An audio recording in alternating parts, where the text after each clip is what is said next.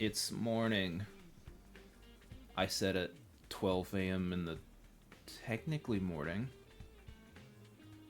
My eyes hurt. Also, my teeth hurts. Also, everything hurts. I think I need to, like, quit my job. This is not the time for a crisis, though. This is the time for me reading a book to y'all. Would you enjoy for me to read a book? I will read a book for you. It's your boy Vic Valentine, and we're reading a book. It's 100 Line Season 2. Also, I've decided starting this week, starting right now, that I will try and stream 100 Line as much as my time will allow me, because as of right now, we're 20 episodes deep of Season 2 on YouTube. And I'm pretty sure Season 1 ended at like 21 or 22, and we're only like 11 endings in out of 100. Like, yeah, I know it's gonna pick up the pace here soon, but like, that's the theory, but we still got a long way to go before that happens, I think. Until then, it's morning. My body still felt heavy and unrested because of yesterday's tumultuous activities. Nozomi was severely injured by a commander, and Moko sacrificed herself to save her. Did that happen? I guess that could have happened. One of the worst days of my life. The day the fate of the anti-sponsor alliance took a turn for the worse. Moko. There was no time for me to grieve her death yesterday, so all of that sadness that I pushed down came bubbling up to the surface this morning. I still couldn't believe how suddenly our mood maker had met her demise. Please let her be the last. I've had to endure an irrational amount of distressing situations for the last 48 days. I desperately hoped nothing bad would happen in the next 50. The moment I made that wish, I could somehow feel in my bones that this call was gonna lead to trouble. But I also knew I couldn't ignore the bell no matter how much I wanted to. That's just what great team leaders do, right, Moko? Reluctantly, I got up and opened the door. Hey, bud. Takumi. I regret to be the bearer of bad news, but... What now? Nozomi's condition suddenly deteriorated this morning. What? I thought she was doing better yesterday. Her physical wounds have almost completely healed up since we injected her with the concentrated cryptoglobin. However, other symptoms started showing up this morning. High fever, difficulty breathing, pale and clammy skin. All symptoms of an active viral infection, but I couldn't find any virus in her blood. I have no idea what's causing them. High fever and difficulty breathing. The pieces immediately clicked into place in my head. Well, it must be rejection symptoms. Rejection? What are you talking about? Well, Nozomi's different from us. Have we not already explained this? Isn't the whole point of us shooting her up with the good blood because we've already had this conversation? I was left with no choice but to tell Yugumu Nozomi's secret. Oh, we told Moko. We didn't tell Yugumu. Mabi. I get it now. Something like graft versus host disease, then. That commander's blood we injected yesterday is starting to attack the host body. Yeah, her body isn't compatible with cryptoglobin. I should have thought of that before we injected her with it yesterday. No need to be so hard on yourself. It was the best choice out of the dearth of options. So, how do we suppress these rejection symptoms? What's needed to suppress cryptoglobin rejection symptoms is more cryptoglobin. Yeah. Man, this route loves flashbacks. We'll have to kill another commander and get her to absorb their cryptoglobin if we want to save Nozomi. But there's only 2 commanders left. Where would we even find them? There's no time. We have to go look for them right now. I grabbed my infuser and was about to fly out the room when... Wait, Takumi.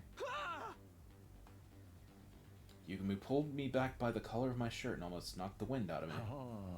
There's no need to go out and send yourself to an untimely death when we already have a commander right here with us. We do? Yeah, someone extremely pliant and well-behaved, unlike the other commanders. I have a feeling she may even offer her blood without a fight, sparing us the need to kill her. A commander like that doesn't exist. I suddenly realized who he was talking about. He was right. We did have a commander right here with us. in a courtyard prison cell. Eva may be willing to share her blood with us, right?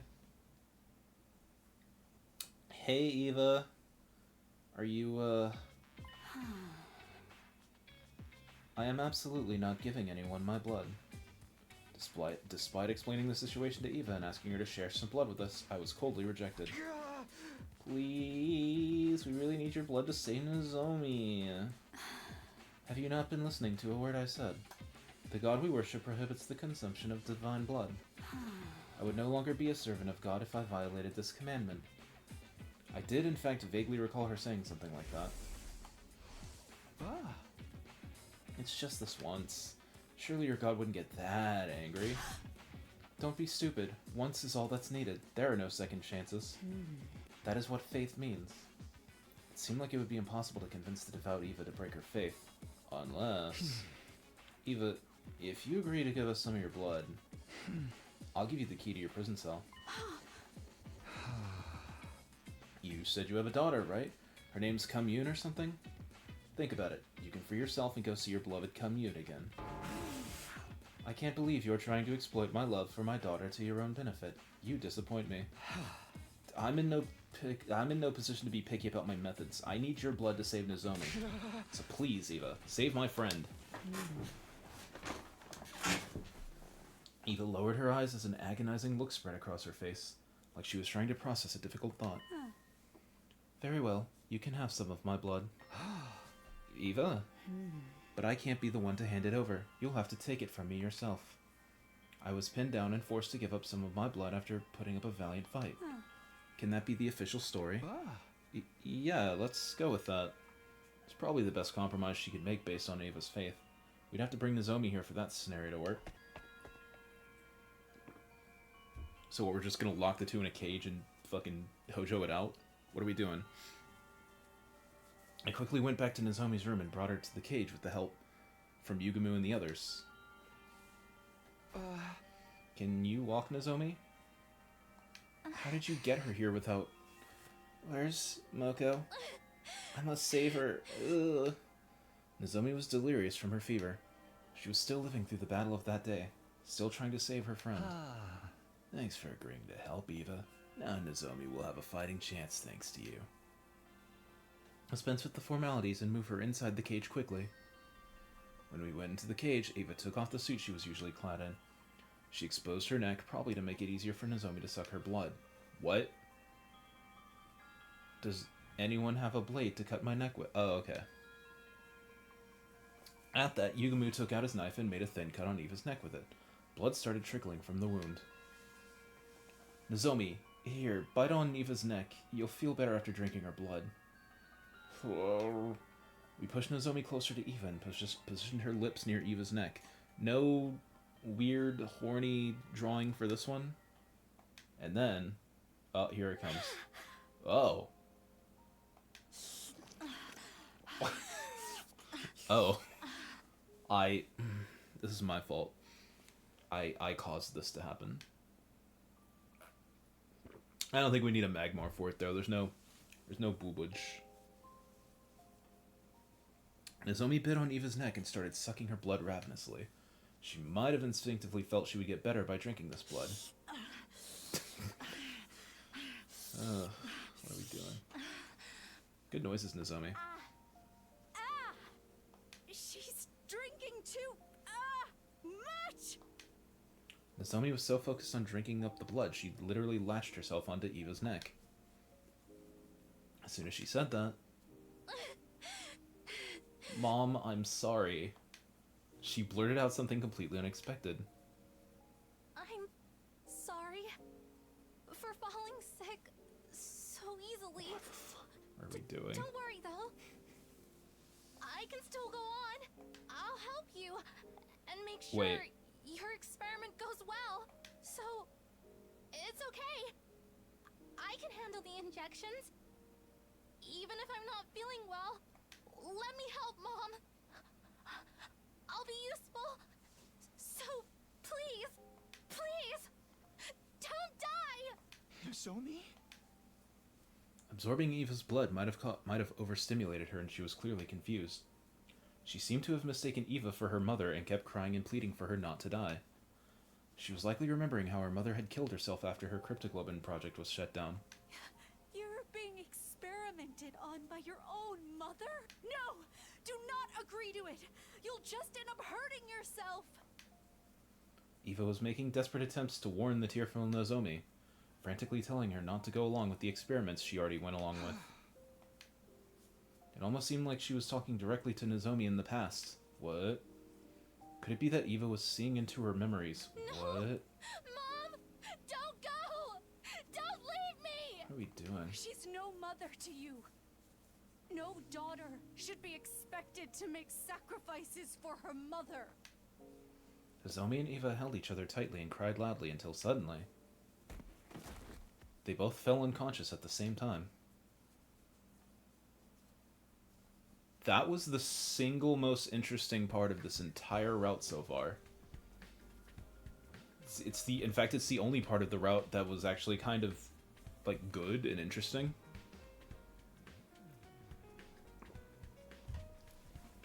The next morning, I immediately headed to the courtyard as soon as I woke up.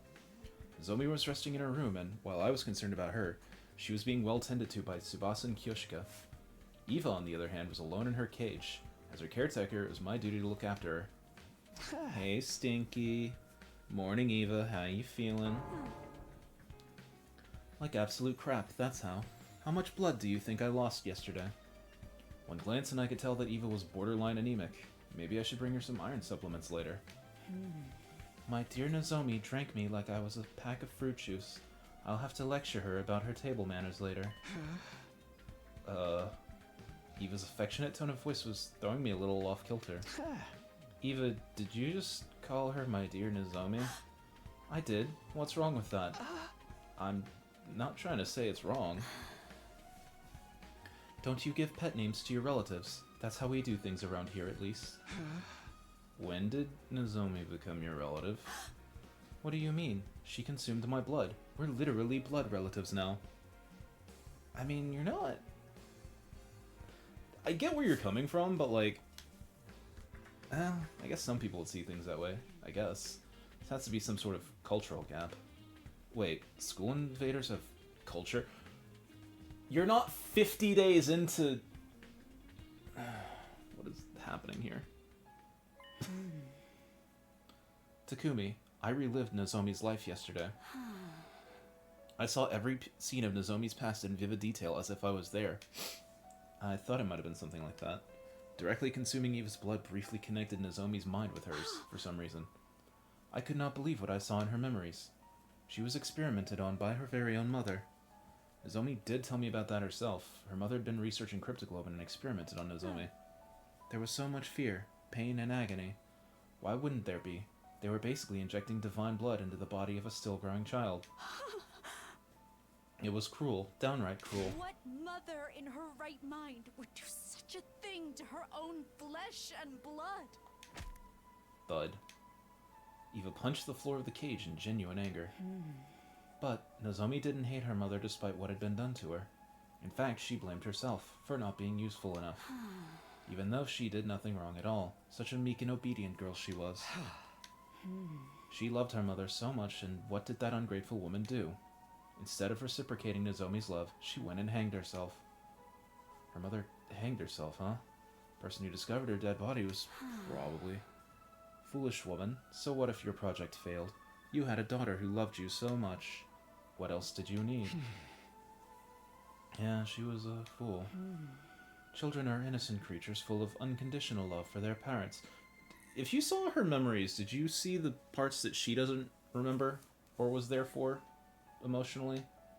Like how I was there for most of it? Anyway, Nozomi still loves her mother, even if that love will never be reciprocated. If she were my dear daughter, I would protect her with my life. Just then... Morning, Eva. Aunt Takumi. Nozomi, you're feeling better already? Yeah, I made a complete recovery thanks to Eva's blood. Eva, I'm here to thank you for saving my life. I don't remember the details, but I heard I drank a lot of your blood. Sorry about all the stress I put you through. You're looking kind of pale. Is it because of what I did? I didn't give you my blood because I wanted to save you. I did it for myself. Still, I'm thankful, and I'll definitely repay you. You protected me, and now it's my turn to protect you. This time. Nozomi. I'll protect you. Mommy? Oh. Mommy. Oh? Sorry, that was a mistake. It didn't seem like a simple case of mistaken identity to me. Could it be that just like how Eva felt sympathy for Nozomi, Nozomi was feeling empathy for Eva as well? Probably. Takumi, if you don't mind, I'd like to be Eva's caretaker from now on. Since she's feeling unwell because of me, it's only right that I be the one to nurse her back to health. That's nice of you to offer, but Eva's leaving today. That was the condition for giving you blood. About that, actually, I've decided to stay for a little while longer. It's too dangerous for me to be wandering around outside when I'm not in top condition. I'll care for you until you get better. I can whip up a pretty nutritious porridge dish. Whoa. That's settled then, Takumi. I'll take that key. Hey, wait a minute. Nozomi snatched the key to the hut out of my... Hut? Out of my hands and clutched it tightly with a smile on her face. Hut? It's a cage. It's a fucking bird cage. It's got more in common with like a gazebo than a hut. What are you...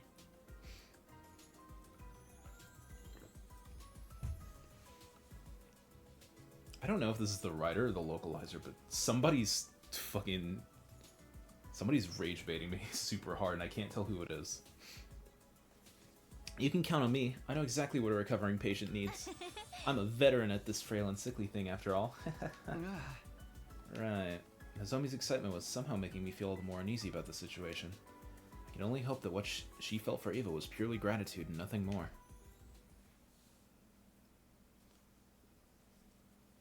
Holy shit, we're halfway through the route. God. Shut up. Oh, right, the gang, the squad. Forgot about that. And thus began our 50th day at the Academy, and the 8th day of round 2 of the Invader Hunt.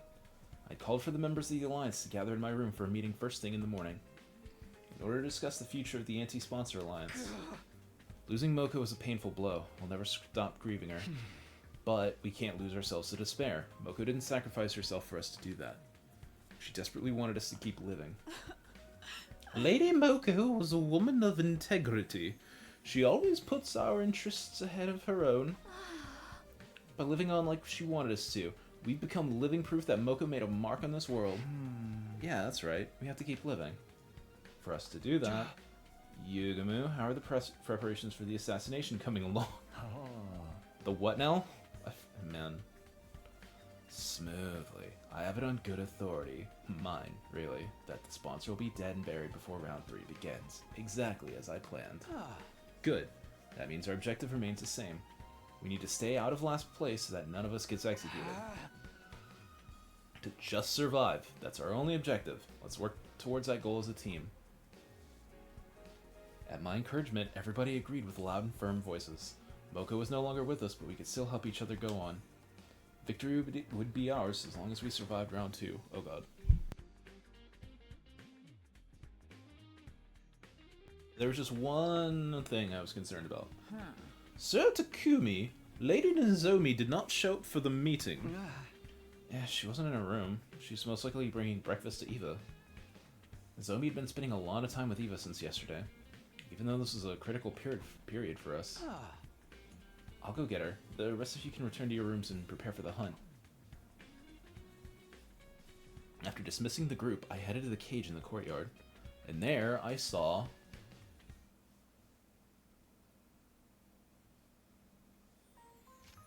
Say ah! Oh my god. Nozomi, I can feed myself. Sure you can. But there's no need to act tough around me. Come on, say ah.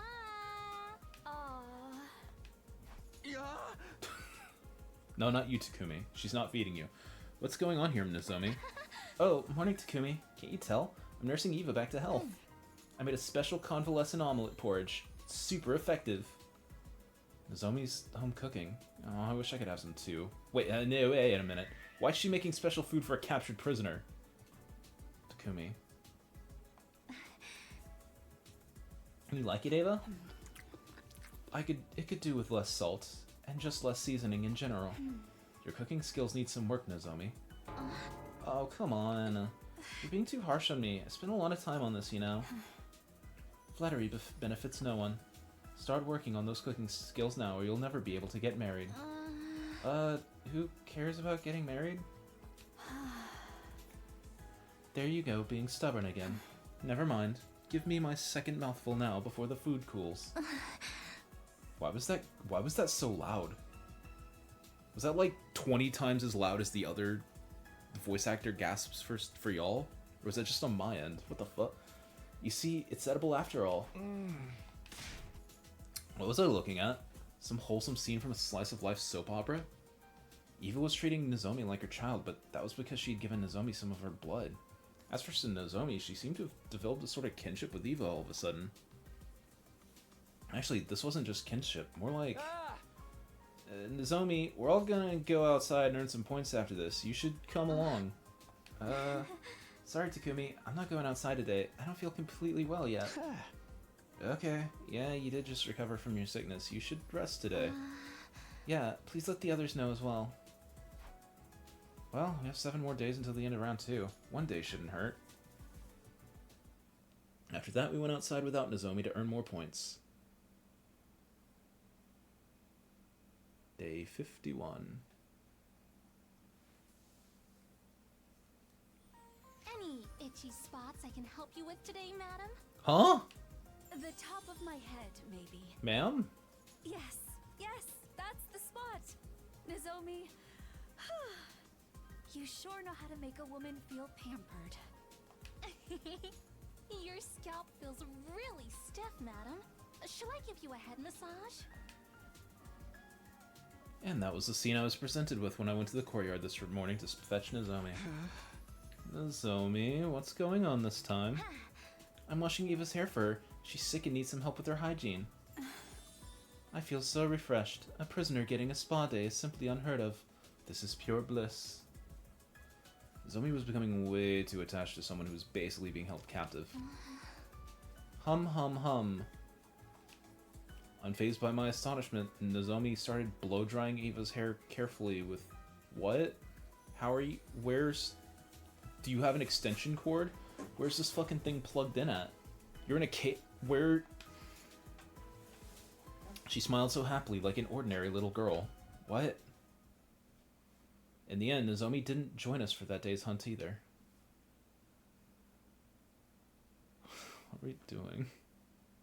This is so weird. It went from completely boring to weird and kind of interesting, but weird. And that's why I think Nozomi's becoming way too attached to Eva. The Alliance gathered in my room first thing in the morning. We started discussing Nozomi's recent behavior. I feel like this has gone beyond mere gratitude to Eva for saving her life. What's making Nozomi so obsessed with Eva? Maybe it was because she consumed Eva's blood directly by mouth while also being in physical contact with her. Unspoken biological data was shared somehow, and a strong bond was forged from that. That's quite likely. Eva even admitted that she saw Nozomi's memories. Maybe Nozomi saw Eva's memories as well?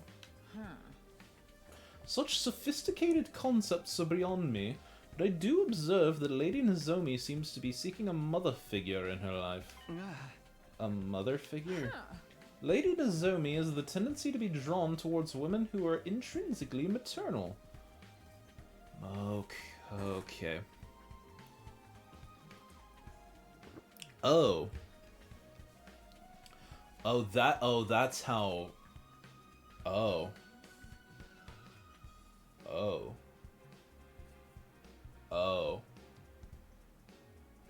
Yeah, okay. Take Lady Moko, for example. Whenever the two of them were together, Lady Nozomi always exuded great joy. Moko is the very definition of maternal, or should I say a mother hen. So, in order to fill the void Moko left behind, Nozomi's become attached to Eva, someone who's equally as motherly. Alright, I think that's enough psychoanalyzing Nozomi for today.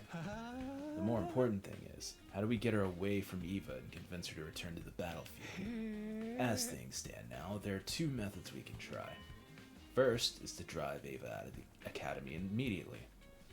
Second is to just kill her on the spot. No killing! I feel bad if we did that. And how do you feel about Nozomi's precarious position on the leaderboard? She's currently second to last. It won't be long before she falls into last place if she keeps refusing to take part in the hunt. Yugumi was right. Nozomi didn't have much time left to rectify the situation. She kept fawning on Eva and being unreasonable about joining the hunt. We might eventually have to take dramatic measures. I'll go talk to her one more time.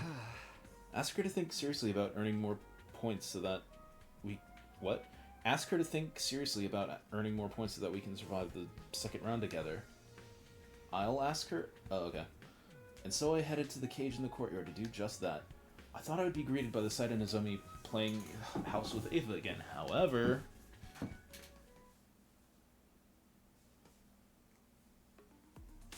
hate you, Ava! You're just trying to be mean now. Oh. I am not. Everything I said was for your own good.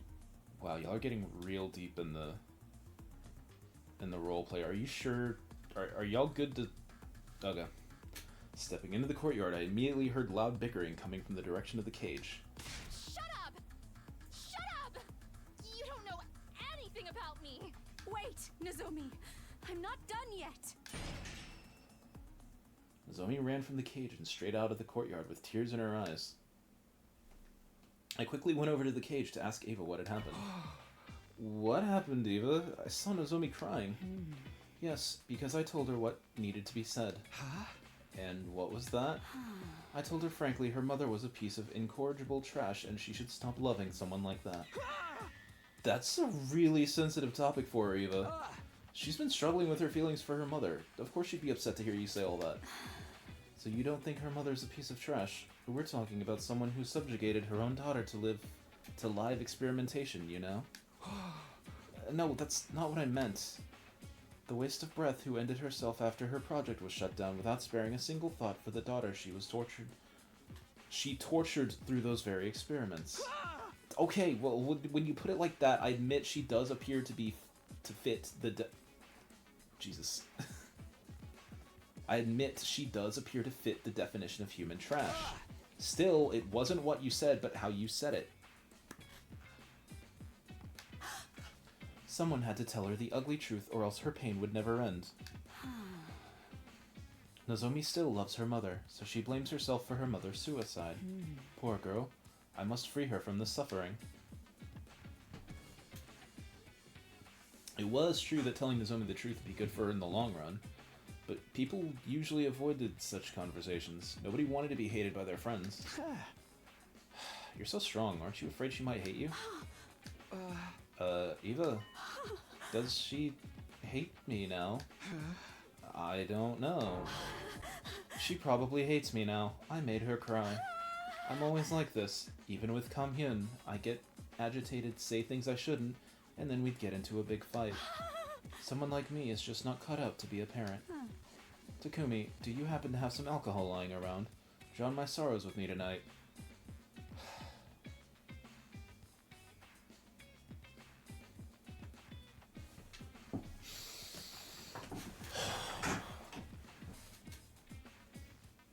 I don't have a problem, you have a problem. And teach me the right way to raise Nozomi.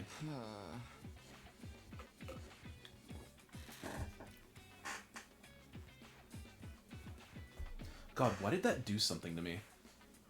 What is... Oh boy. Why would there be alcohol lying around? Don't you have a nurse's office? There's probably some in there. Just get some straight fucking rubbing alcohol and do some shit with that. Telling the truth as it was, and then bursting into tears afterwards. Talk about mood swings. How did she ever become a commander? I'll go check on Nozomi. I headed for Nozomi's room with the intention of using this chance to drive a wedge between her and Eva.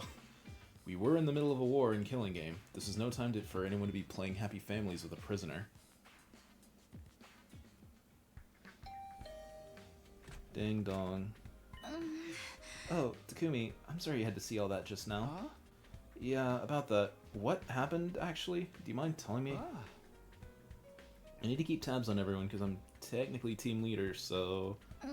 No, I don't mind. This might take a while, so come in. I need someone to vent to right now anyway. Nozomi gestured for me to step inside her room, and then... And then Eva was so mean to me. She wouldn't stop complaining about the soup I spent so much time making. She said it was bland, tasteless, and needed more seasoning. And to top it all off, she said nobody would ever marry me if I kept cooking like this. She's so old-fashioned. Things like that don't matter these days. I listened to Nozomi vent for much longer than I had expected. I was honestly surprised to see this side of her. I'd always pegged her as the grounded, long-suffering type who never complained. I could deal with her grumbling about me, but this time she went after my mother.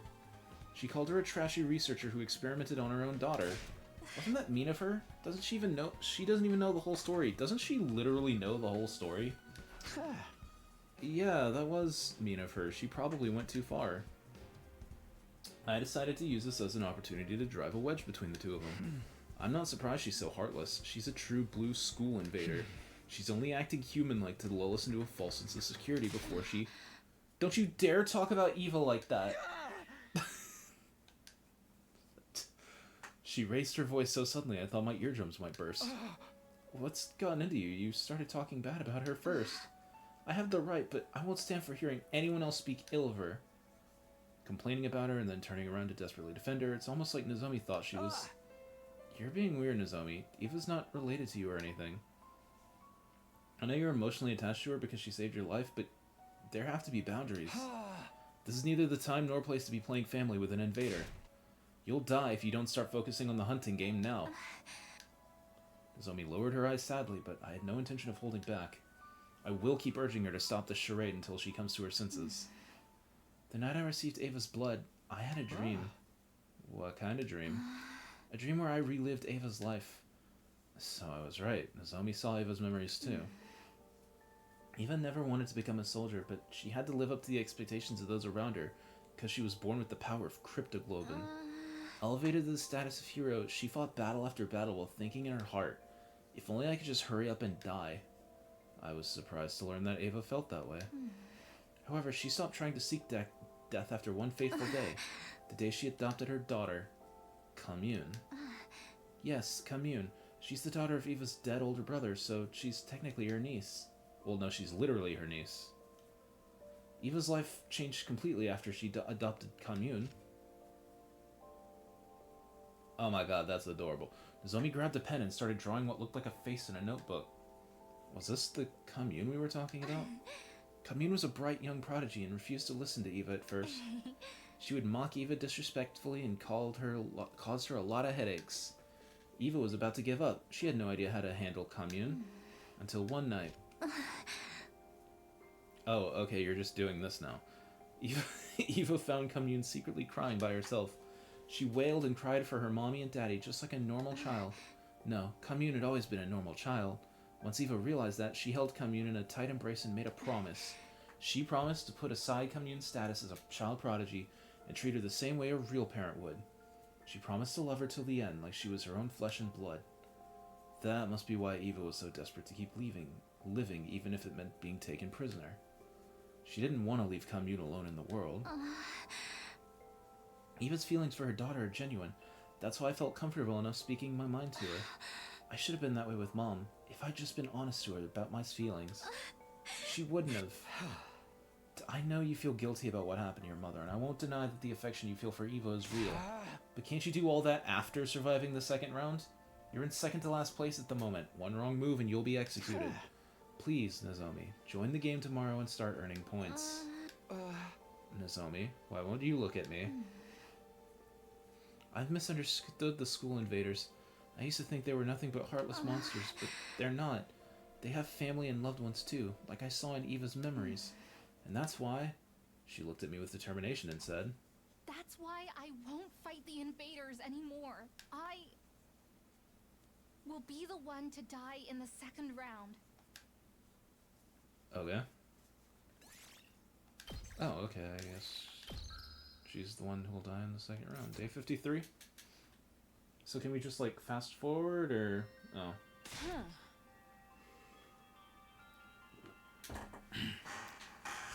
Do not be absurd, Lady Nozomi. You mustn't be the one to die.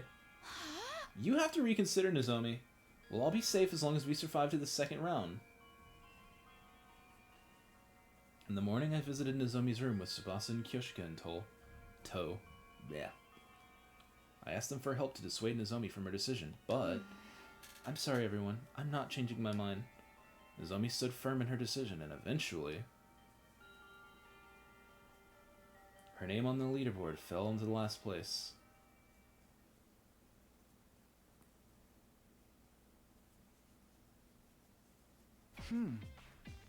This is bad. This is really bad.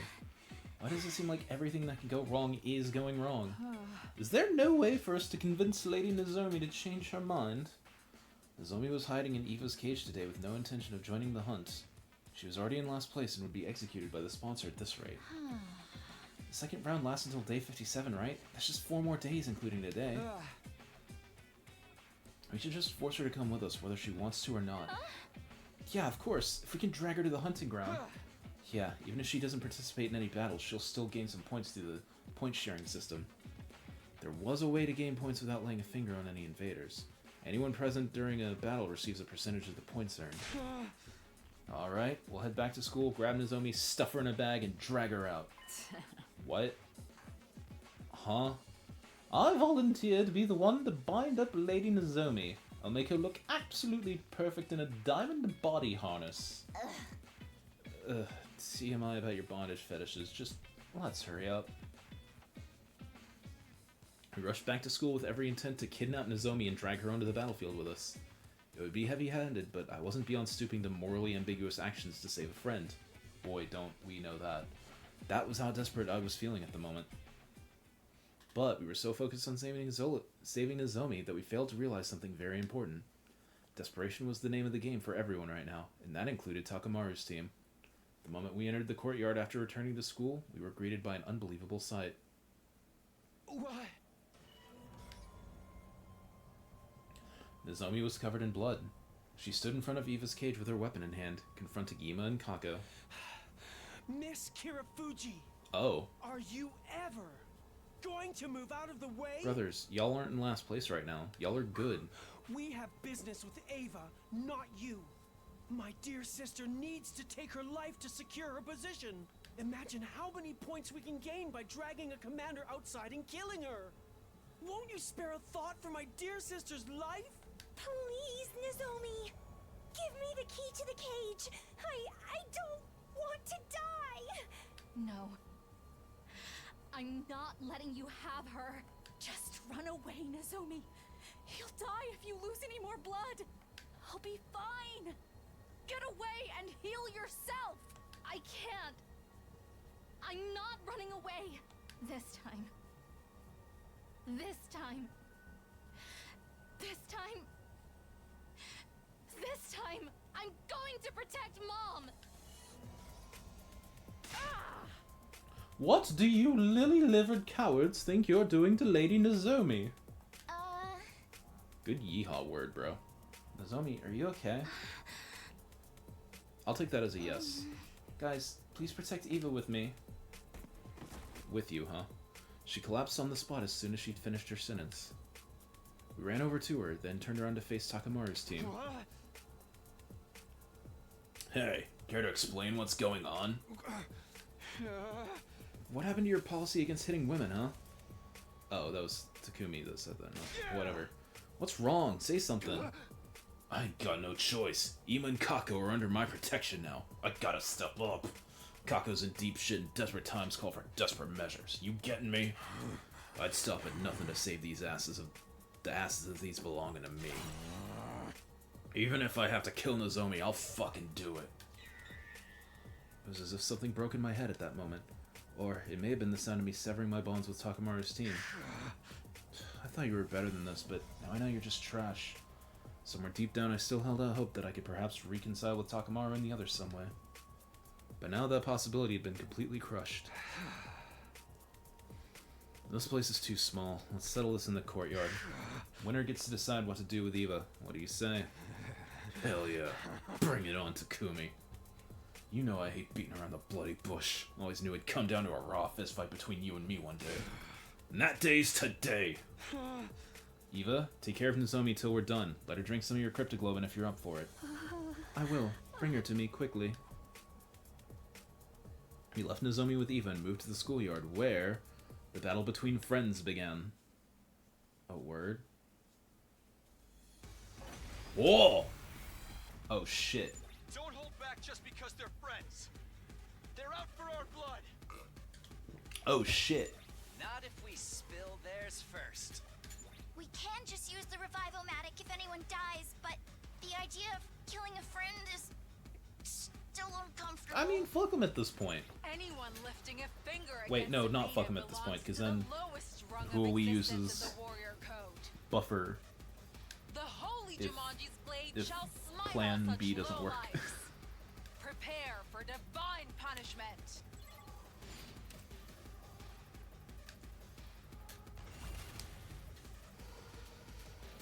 Okay. So y'all are the same, right? Oh, wait a minute. Y'all are not. Onward.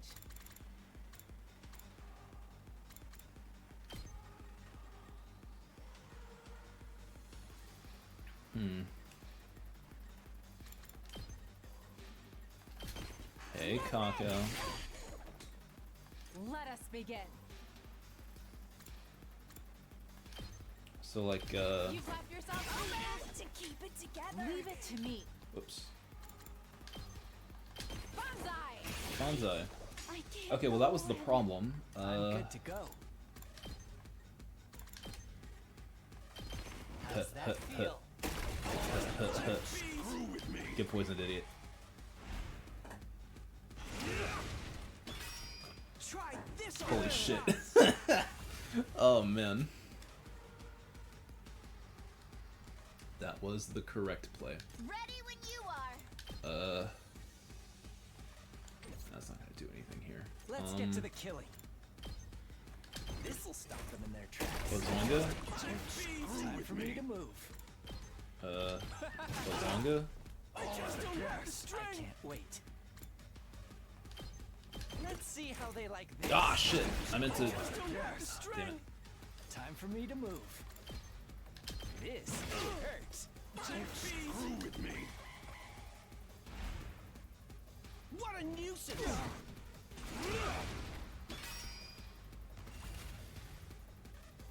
I'm good to go. I'm just gonna. If you're not gonna stop me, I'm just gonna keep This'll doing the stop them thing. in their tracks. Screw with me. I've got this. Hey, they're better than I thought. Good to go. Shut up, Ema. I'm sorry. I'm sorry. Kako. Time for me to move. Experiment time.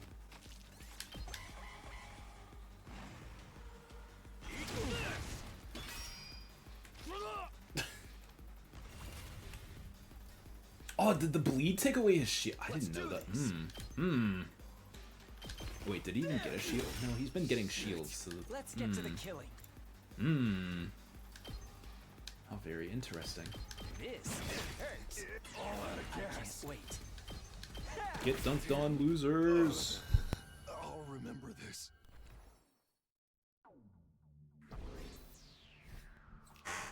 You're the worst, we're the best. You fucking idiots. After our victory, we brought Takamaru's, Ima's, and Kako's bodies to the Revive-O-Matic. Once the revival process started, we hurried back to the courtyard to check on Nozomi's injuries. There, we saw... It's okay, Nozomi. Oh. You'll be okay. Come on, drink my blood. Eva was trying to share some of her blood with Nozomi. Nozomi was in a stupor, but she frantically suckled on Eva's blood as directed. Looking almost like a nursing child. I protected you. Nozomi cried as she held tightly into Eva. I protected you this time, Mom. I've always wanted to protect you. I appreciate it, Nozomi. But there's no need for you to do that anymore. It's the duty of a mother to protect her daughter, and never the other way around. So promise me, you'll protect yourself from now on, because you are my beloved daughter. Oh. After that, we carried an unconscious Nozomi to her room and called on Yugumu to treat her. We were deeply indebted to Eva for saving Nozomi's life more than once, but now that this has happened, we couldn't let her stay in school for much longer, so we decided to... This is good enough. Thank you for seeing me off. Okay, farewell, Eva. We released Eva from her cage that very day and allowed her to leave the school. Here, have some food and water for your journey ahead. And your mask as well. It was a gift from your daughter, right? You had that the whole time? You fucking shithead. I'm so grateful for everything you've done for me. I didn't think I would ever be able to return home alive. What are your plans, Eva? Will you rejoin the invader army? I can't go back to being a soldier. I failed to carry out my infiltration mission and even got captured. The army views me as a shameful traitor now. Infiltration mission? You see, there's a bomb in my my body. My mission was to get close to everyone as a captive and then blow myself up, taking all of you with me. All of us? Including yourself? What's the point of that? I had no choice but to agree with it. My daughter's future was at stake. Kamyuhn's future? My daughter is a young prodigy. She's already made a name for herself as a scientist despite her tender age. Unfortunately, her bright mind attracted the attention of the army. They forcefully appointed her as a military researcher and made her develop fearsome weapons for them day in and day out. In order to free her from that anguish, I had to help bring an end to this war. And killing us all would have done that. But weren't you afraid? You were gonna die as well. I didn't mind. I knew it would grant my daughter the freedom she so deserved. And I was prepared to die for that, wearing the mask that she had made for me. But I couldn't do it. I couldn't kill you. Because I gained one more daughter here. Eva chose to abandon her suicide mission after growing close to Nozomi. As a result, she no longer had a place in the army. Eva, do you have anywhere to go? You don't have to worry about that. I've prepared a safe house specifically for situations like this. My daughter and I will be hiding there for a while. I was hoping I could bring my other daughter along with me as well, but I don't suppose you would agree to it. No, sorry, but that won't be happening. Zomi's a precious friend of ours. If she leaves the school, she won't have to die and you can kill one of the twins, Takumi! Oh, this game is real. This fucking... Oh, this writer's fucking rage baiting me so goddamn... This route sucks! This is like the worst one. Like, it's not the morally worst one, it's like the most boring, least interesting, badly written one.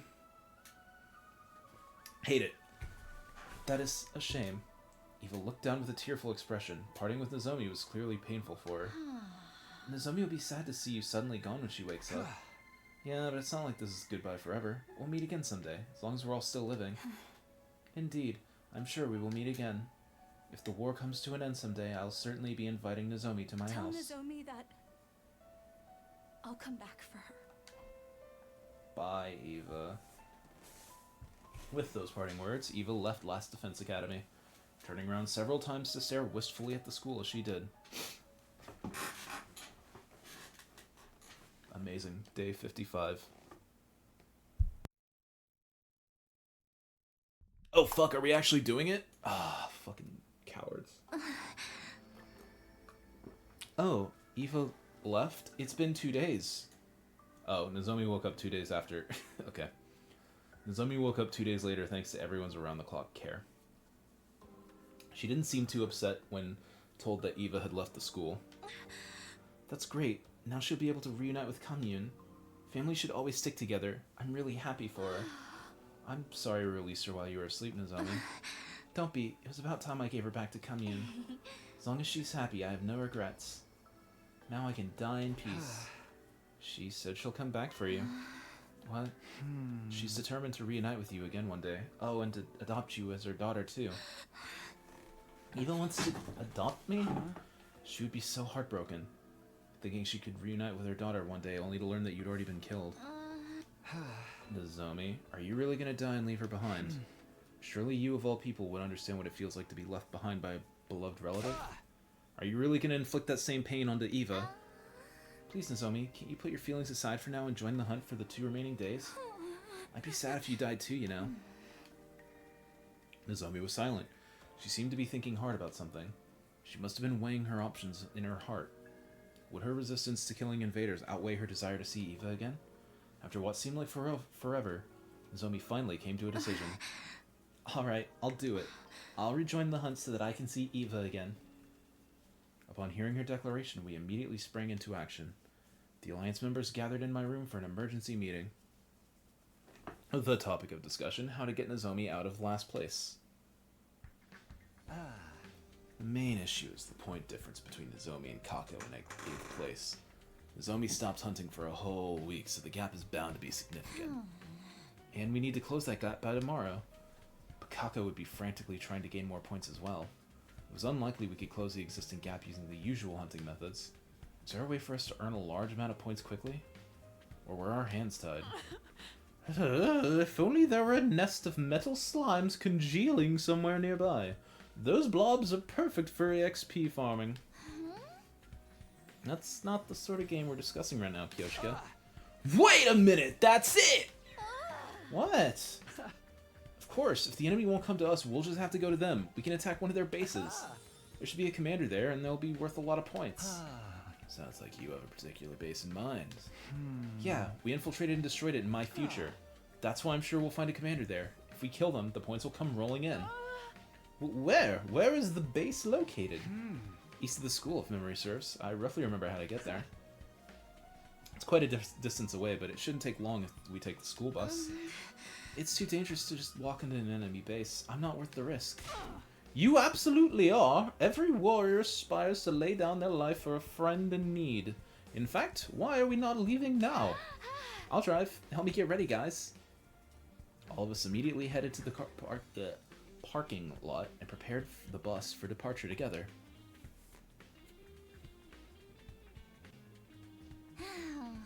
Engine's good to go. Tires are ready for the road. Hop on board, everyone.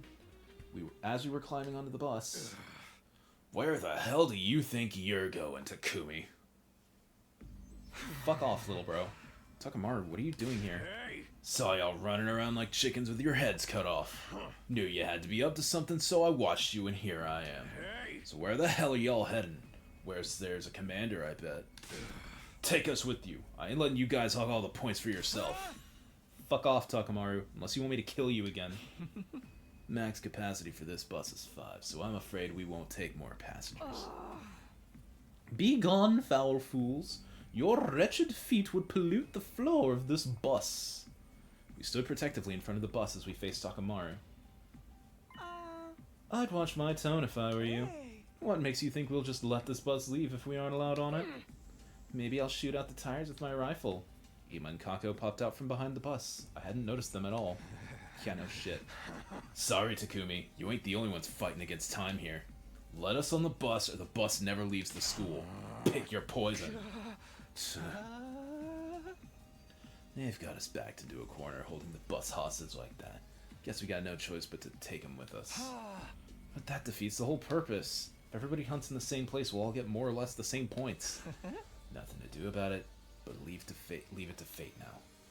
We're just gonna have to massacre every enemy that moves and pray that Nozomi gets most of the points. Damn it, why is this always happening to us? Every time it seemed like things were going our way, something would always come along and kick us back to square one.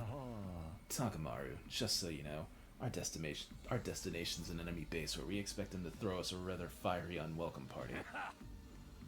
Bring it on, I say. I'll wet the floor with their asses and rack up more points than y'all could count. Wipe the floor with whatever you want, so long as it's not us. Let's call a truce until the base is destroyed. The conditions are simple. Friendly fire is strictly prohibited, and we'll help each other in battle so that no one from our side dies. We have a deal. Sounds fair to me, and we're all about fairness here, aren't we? Infighting's a recipe for disaster, especially in enemy territory. Fine, you've got yourselves a deal. Now make space for us already. Hey. That enemy base will never know what hit him. Ema, Kako, get ready to kick some serious ass. Thus, we boarded the school bus and set for the enemy base.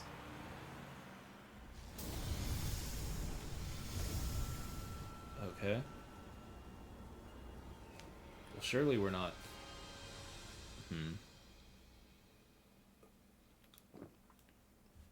We made our way to our destination with Tsubasa at the wheel. Not long after, we finally arrived. Oh my god, it's the spooky pyramid. They're making shadow Pokemon in there. Ah, shit. Gorgon.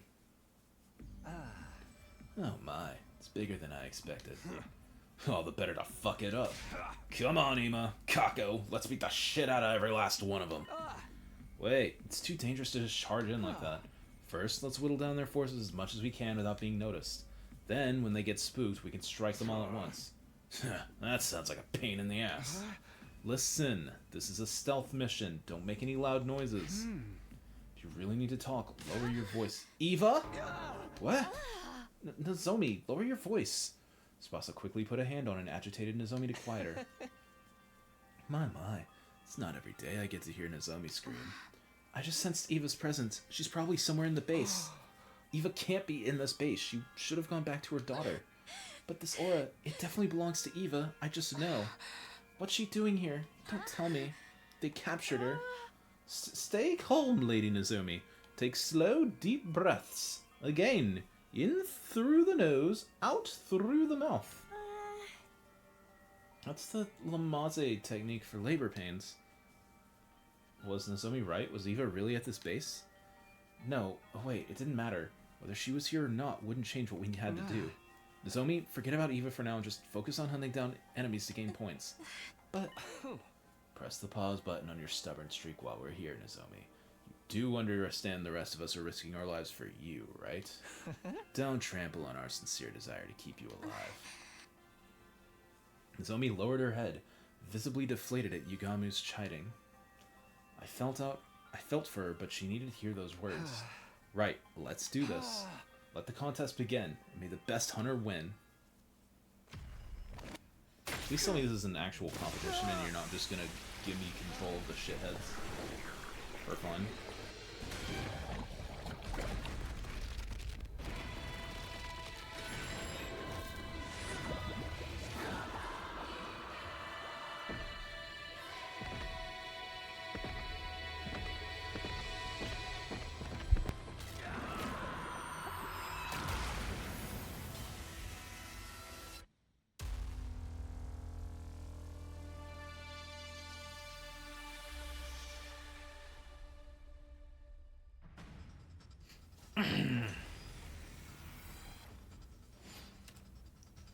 Annihilate all enemies in one turn. I can do that. I can also skip this battle. Sick. Awesome. Radical.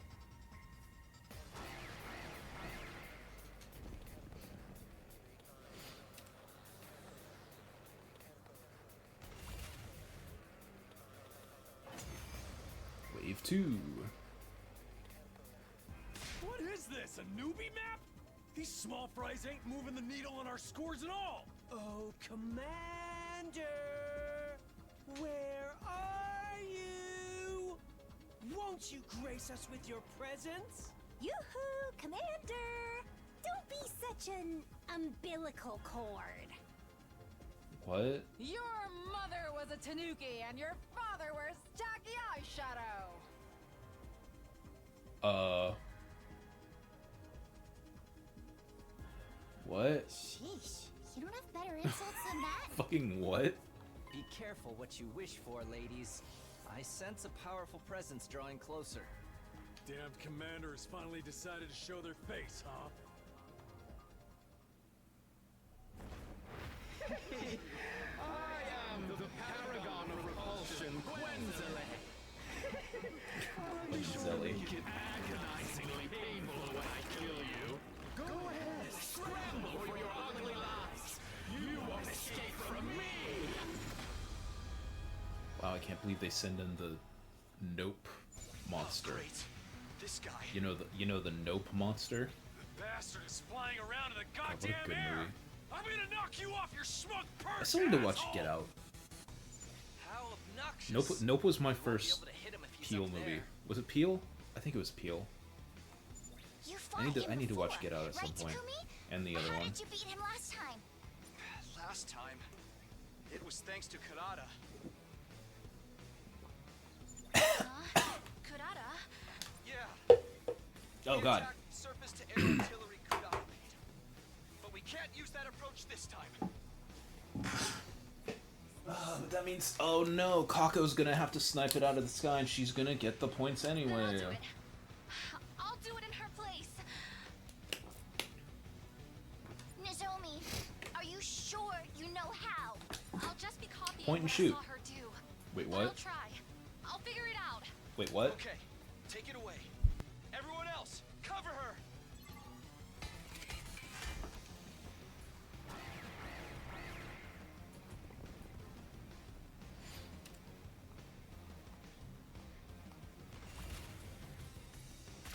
Sorry for the wait. It's all ready. Cool, a gun.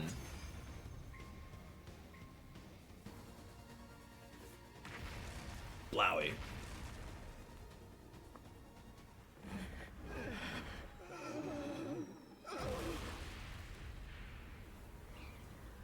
Got it. Oh god.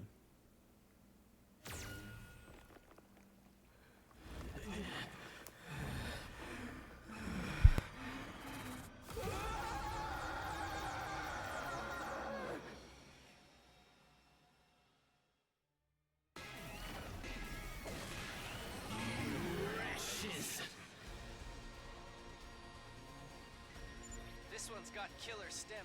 I'll give him that. No. If he had died from that blow just now, Nozomi's score would have gone through the roof. He ain't got nothing on us on the ground. Ima, Kako, get him!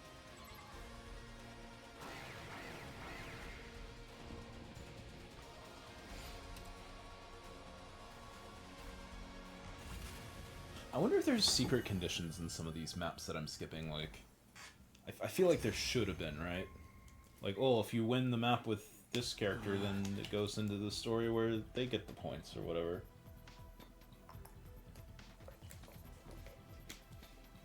Don't think that's happening here, just saying it would make sense. Ugh, the pain, it hurts! Why would you do something so cruel? This isn't how I wanted to get things to go either. I commit enough murders without love during my day job. Do you really think nothing of doing such horrific things? Ugh, we had had peace here if you hadn't come and attacked. We did attack you this time, but you guys were the attackers all the other times. What are you talking about? You were the ones who attacked us first. We're the ones who attacked first? One of them called us invaders before too. What does it mean? Is he trying to say humanity did something to destroy Earth? Hey! Who gives a shit about what the enemy thinks? We got more important stuff to settle here. I'm like deciding who gets to kill this guy. Kill? You're gonna kill me? No, stop! I'm not ready to die! Crying and wailing, he tried to crawl away from us. Just roll over and give up, bastard. You're dying today whether you're ready or not. But by whom? Takamaru, can't we all just agree to let Nozomi deal the finishing blow this time? She's in last place and will be executed if she doesn't gain more points. Shut the fuck up! Kako's not doing so well on the leaderboard either, so I say we let her have the kill. But if Nozomi hadn't blasted the commander out of the sky, we would have all been dead by now. It is only right that the MVP of the battle has the right to the most valuable part of the spoils. It's nice that all of you are being so concerned about Miss Kirifuji, but she's not even here, you know. At Ima's prompting, we looked around to find that Nozomi had indeed gone missing. Where could she have gone? Wait, I think I know. That thing she said. She went looking for Eva. I'll go find her. Don't you dare finish off that commander before I get back. I ran off at full speed, searching the base for Nozomi.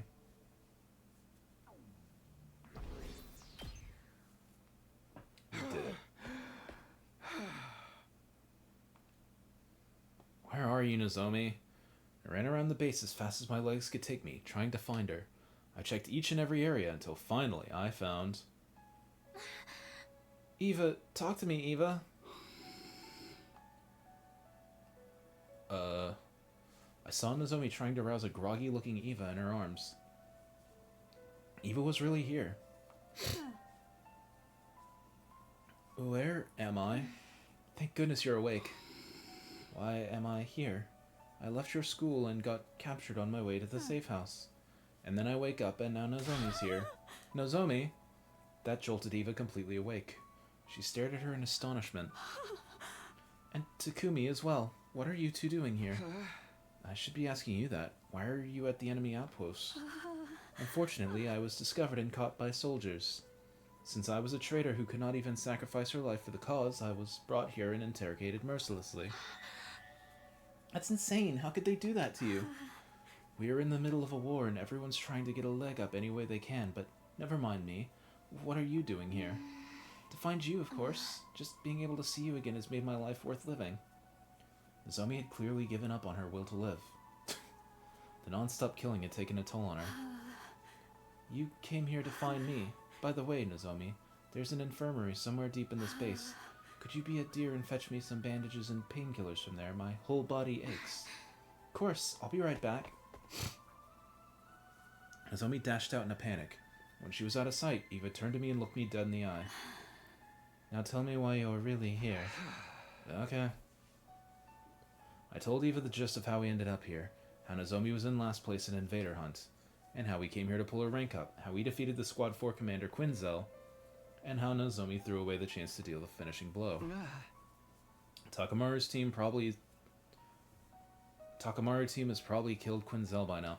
There are lines that make me think they're typos or like mistranslations, but like when I reread them slowly and carefully, they do make sense to me.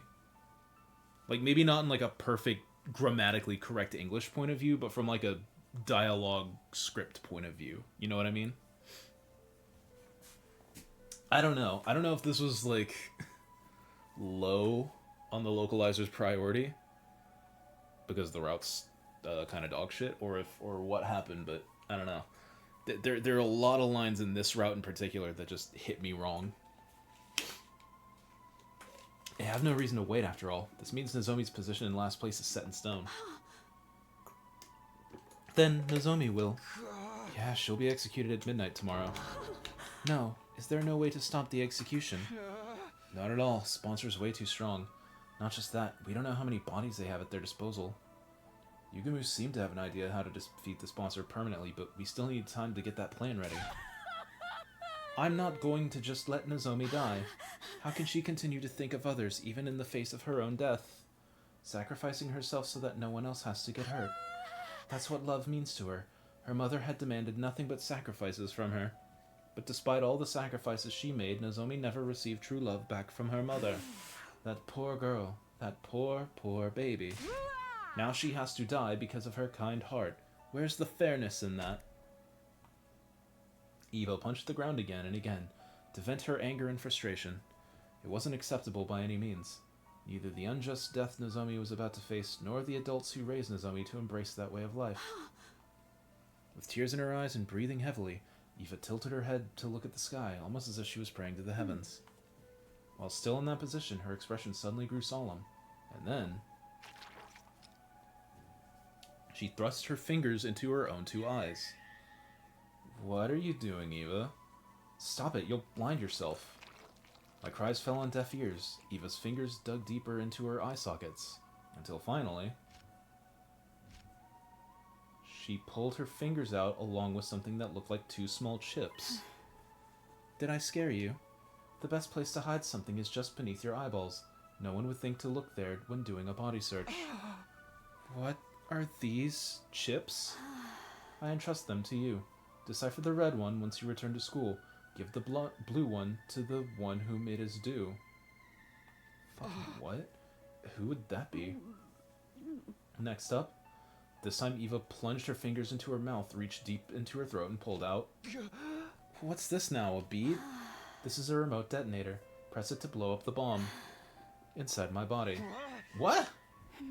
As I mentioned before, there's a bomb inside my body, and the detonator is hidden in the little finger of my left hand. But I wouldn't be able to use that detonator if my hands and feet were restrained, right? So they hit another detonator in my stomach. She pushed the bead-sized switch into my hand and made me hold it. When Nozomi gets back, make her press the button, firmly and tightly. I'll minimize the explosion using my powers so that you won't be hurt by the blast. What? Huh? I muttered incoherently, unable to understand what she was trying to tell me to do. If the bomb in her body went off, Eva would... But you'll die. Yes, I am asking you to kill me. I am one of the targets in this invader hunt, right? Killing me would surely move Nozomi out of last place. That might save her, yeah, but what's the point if you end up dying? You'll never see Kamyuhn again if you're dead. I do so dearly wish I could see her again and hold her while we fell asleep just like we used to. But this is my unavoidable fate. How could I call myself a mother if I just sat back down and watched my daughter die?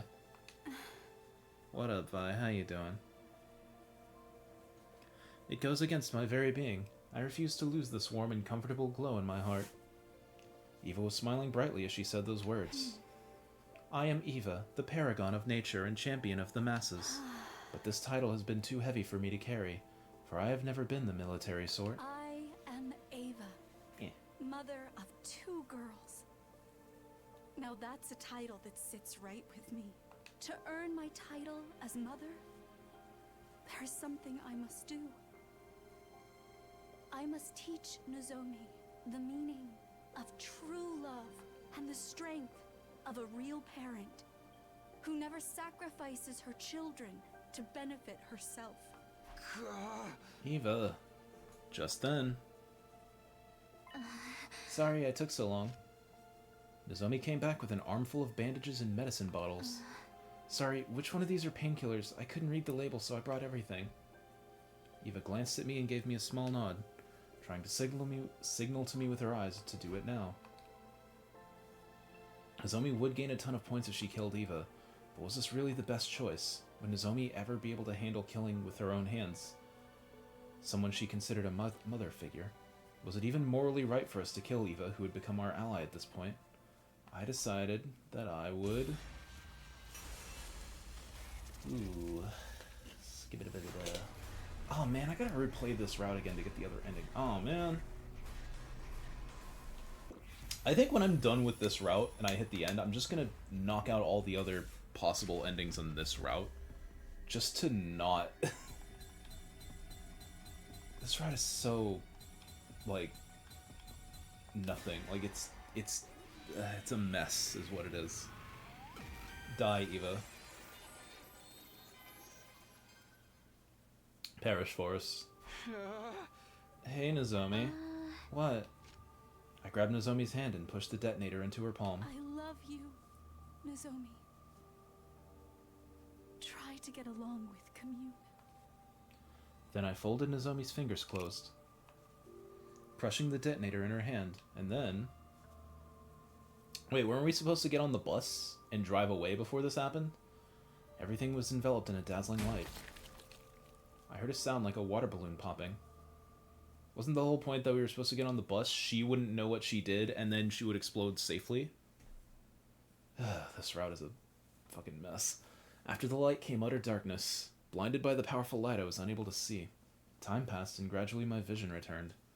I opened my eyes, but there was no trace of Eva to be found. What just happened?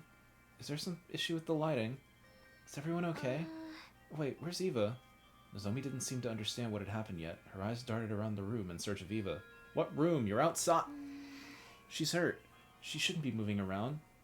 Nozomi eagerly looked around for Eva, concerned about her injured mother, without ever realizing that she had become the pool of blood on the ground. Where did you go, Ava?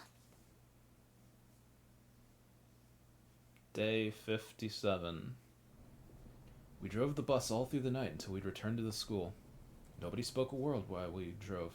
Everyone was probably worried after seeing Nozomi faint upon learning of Eva's death.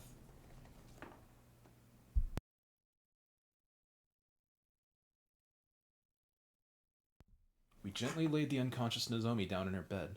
Then, just as we were about to head to the leisure lounge to check the leaderboard... Ah, shit! Intruder alert. An invader attack? Give us a break already. Of course they'd attack us now. We left the school undefended. So they dispatched an army to storm our empty castle. That was quick. We need to get to the war room. We rushed out of Nozomi's room. Yeah. What the fuck was that? Eva. When we got to the war room, Takamaru awkwardly averted his eyes. Well, it makes sense that he wasn't keen on working together, given that we haven't been getting along. I love how tense this is. I fucking forgot you were here, Dorumi. It's getting me so excited. Everyone's been at each other's throats lately. Won't be long till everyone starts killing one another. We already did that. You missed it. Also, don't say stuff like that. Nobody's in the mood for your jokes right now. Kill each other. Kill each other. Shut up. We don't have time to argue. Special defense unit, roll out. Transform and roll out.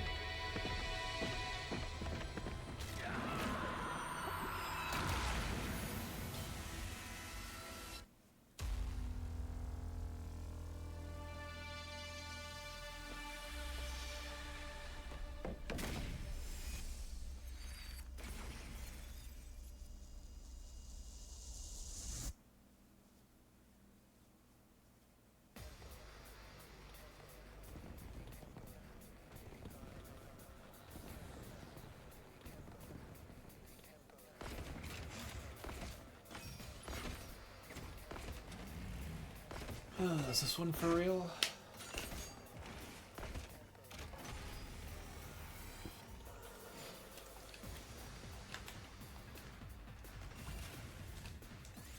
Hey, gamers. That's one problem dealt with. The commander should show up any moment now. But we won't get points if we defeat her on school grounds, right? Boring. Stop running your mouths and focus. Here they come.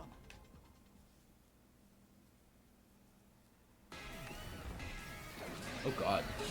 Orb. I don't remember the orb.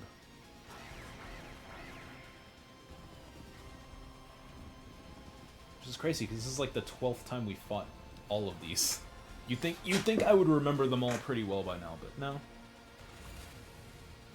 No, I don't.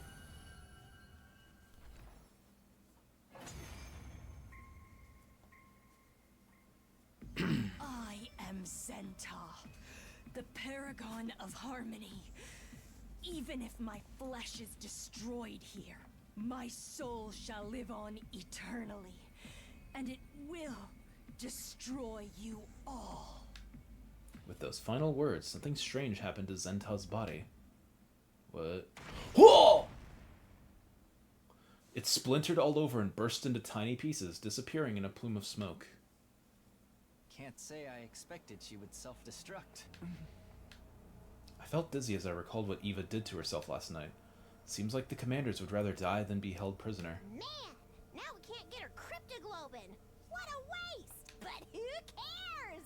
I'm already crazy strong! Darumi's cackling signaled the end of the battle. We all de-transformed. Amazing. We rushed to the leisure lounge to check our rankings.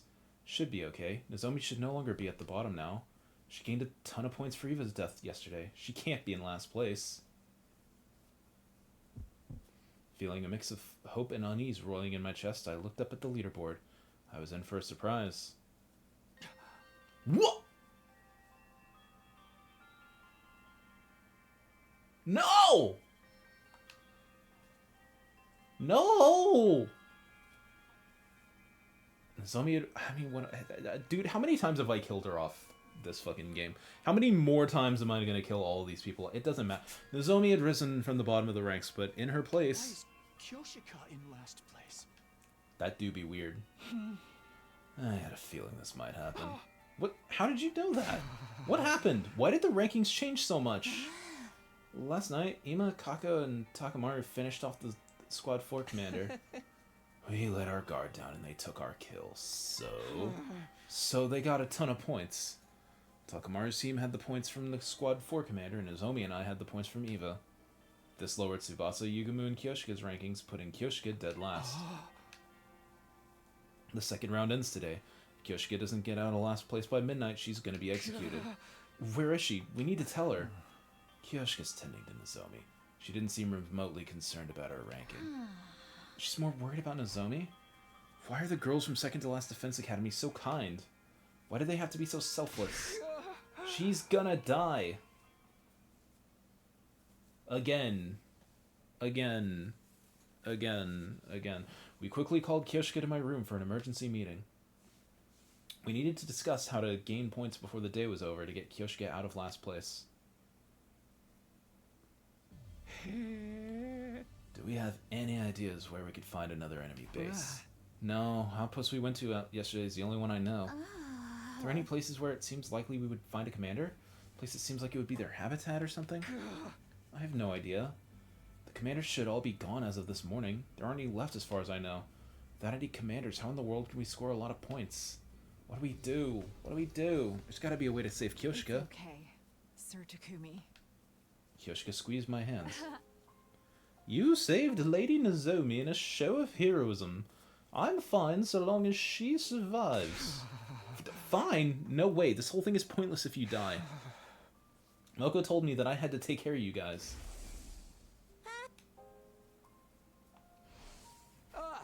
I can't break my promise. But if I move up in the rankings, someone else in our alliance might end up dead instead. Am I mistaken? She was right. Most of the alliance was already at the bottom of the rankings. Lifting Kyoshika out of last place would likely condemn another of our allies to death instead. My desire to live is not so strong that I would sacrifice a comrade. The way of the samurai is a path that leads to death. I will die honorably. No, can we do something? I don't want you to die, Kyoshika. My life will scatter like petals in the wind this eve, but I will not die in vain. I'm not going down without a fight. I'm taking some of those cursed sponsors down with me. Seemed like Kyoshika was ready to die. She pulled her trusty Holy Jumanji sword from its sheath and spoke to it with serene expression. Holy Jumanji sword, tonight we fight gloriously on our way to hell. No. Stop fighting and die quietly. Yugumu suddenly blurted out something no one saw coming. Yugumu? What was that? I said she should die quietly. It's just more convenient that way. The blood rushed to my face. How could he say that to a friend who was about to die? Yugumu, do you have any idea what you're saying? Wait, Sir Takumi. I was about to grab Yugumu when Kyoshika stopped me. Sir Yugumu may be a perverted assassin, but he's not heartless. I'm sure he said what he said for a reason, is that right? Confronted by Kyoshika, Yugumu awkwardly averted his eyes and sighed. Kyoshika, you've always wanted to know how to kill the sponsor, haven't you?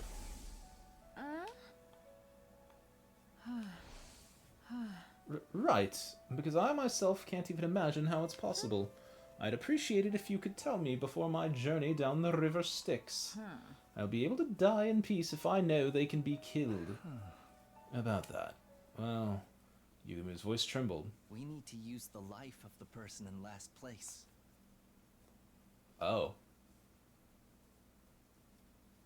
Wait, did we know that? I don't remember if I knew that. A new day began as the clock struck midnight, which meant...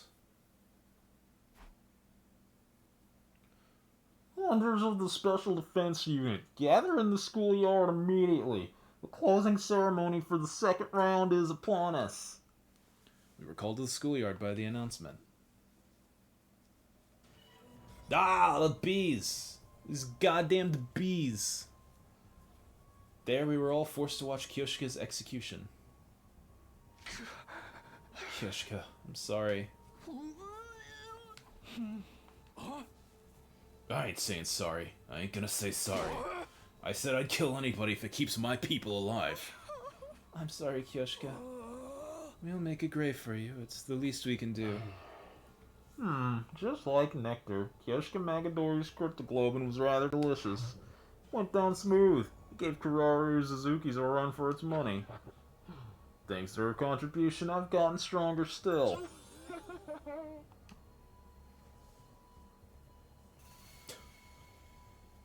Light coursed along the sponsors' bodies. The magnitude of their presences glowing instantly. They'd all grown more powerful. This round was quite the thrill. It was particularly entertaining watching you all race to throw each other to the wolves. You were all so ugly when you were fighting over the commander at that enemy base. The sponsor gave a hearty belly laugh, amused to see us at odds with each other. I will grant you some respite as your reward for serving the second round. Once you're recharged, you'll be in fine shape for the third round. No, there won't be a third round. Yugamu had chosen that moment to speak up. Huh? Couldn't hear you. Can you say that again, Yugamu Omakage? Are you deaf? Well, then let me repeat myself. I said that your game is done here and now. Oh, and why is that? Why? Because you're going to die, obviously. The very next moment, the sponsor suddenly began to twist and writhe in agony. Are they in pain or something? They're holding their stomachs. Was it something they ate? Something they ate? I couldn't have described it better than myself, honestly. You! What have you done to me? I haven't done anything. The one to blame here is our dear Kyoshika now. Secret to the sponsor's strength is their inscrutability. We know nothing of what they look like or their biology. When everything is unknown, it becomes impossible to uncover any weaknesses. It's been a month since they showed up and we still don't even have such a clue as who they really are. Only thing we knew was their suit's weak point, but that's meaningless when there's so many of them. They willingly gave up their invincible position due to their own greed. Whenever you, all of you, execute one of our friends, you absorb their cryptoglobin to grow stronger. When the bees absorb the blood, it's immediately distributed through all your bodies. All of you grow stronger simultaneously. I realized that after seeing Shoma's execution.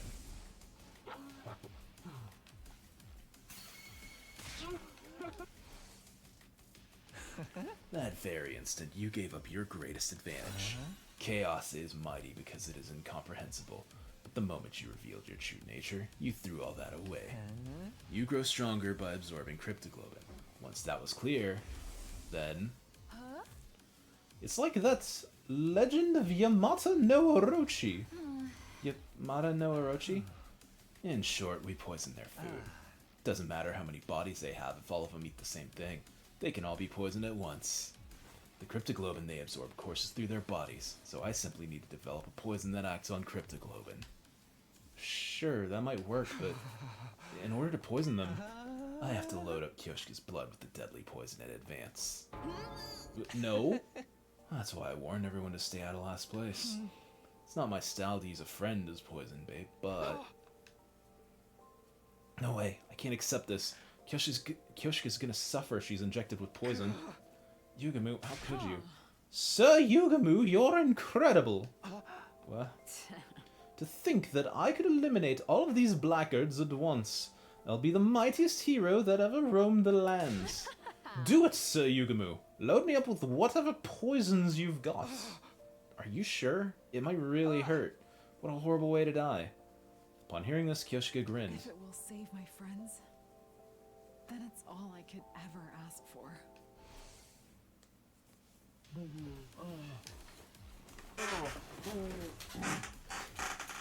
Why are they Okay, that one didn't.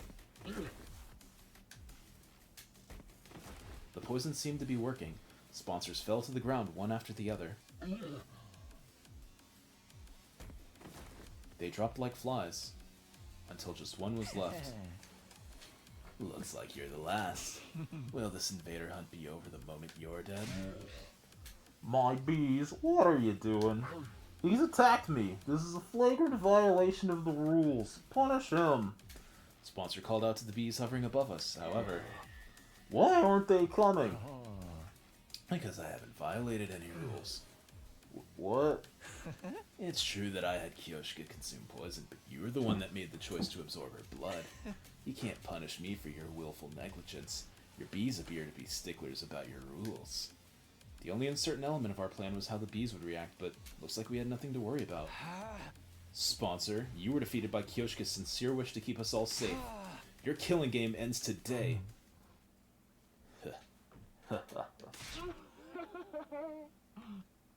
The sponsor's voice grew strained, and they let out an evil laugh. Splendid, truly splendid, my SDU hunters. Such excellent hunters you are to have defeated me so handily. Seems like I've lost. There's no way for me to turn the tables. So it's over? The killing game? Don't be so hasty, sister dearest. Recovering from something like this would very much be in step with the rest of the tricks they've pulled. You're jumping at shadows, Tsukumo twins. My life is most certainly gonna end here. I have but a few seconds left in this final body of mine. So, this is death. My sight's blurry. So then it's really all over? That's right, we'll be free from this hell once they're dead. The killing game is over. The invader hunt continues, even if I die. I wasn't prepared for the words coming out of their mouth. What? How? How could the game go on if they were dead? You were just a bit too late to kill me. My will has already been passed on to my successor. Successor? Far more wicked than I, and unbelievably shrewd. Once they're done preparing for round 3, the game shall resume. I can so clearly picture all of you dying, writhing in utter agony. What the hell is going on? I drew in closer to question the sponsor further. And just then... everyone, get down. Kaboom! The sponsor's body released a blinding flash of light. Damn. That's 3 exploding people today. The next time I opened my eyes, there was no sign of any of the sponsors. Ima, Kako, you two alright? We're fine, if you can call this fine, it is. Seems like we died once. Yes, it appears the sponsors blew themselves up, and we got caught in the blast. So everyone was blown up and brought back with the Revive-O-Matic then? There was something that appeared to be the singed remains of the sponsor suits scattered across the schoolyard. They really must have blown themselves up. What's that icon on their tits?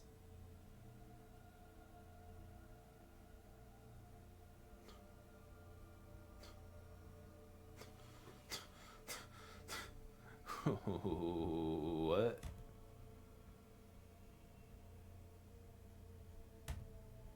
Fucking what?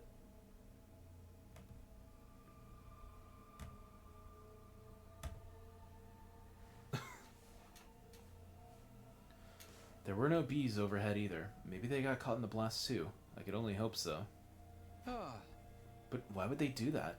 Even if they wanted to take us out with them, the Revive-O-Matic just brings us right back. Perhaps they wanted to destroy their body to hide their true identity. Now, for the love of murder. It's all but impossible to figure out who they really were, now that they've blown themselves to smithereens. So, who are they anyway? Why are they trying to manipulate us through a killing game? What was their end goal?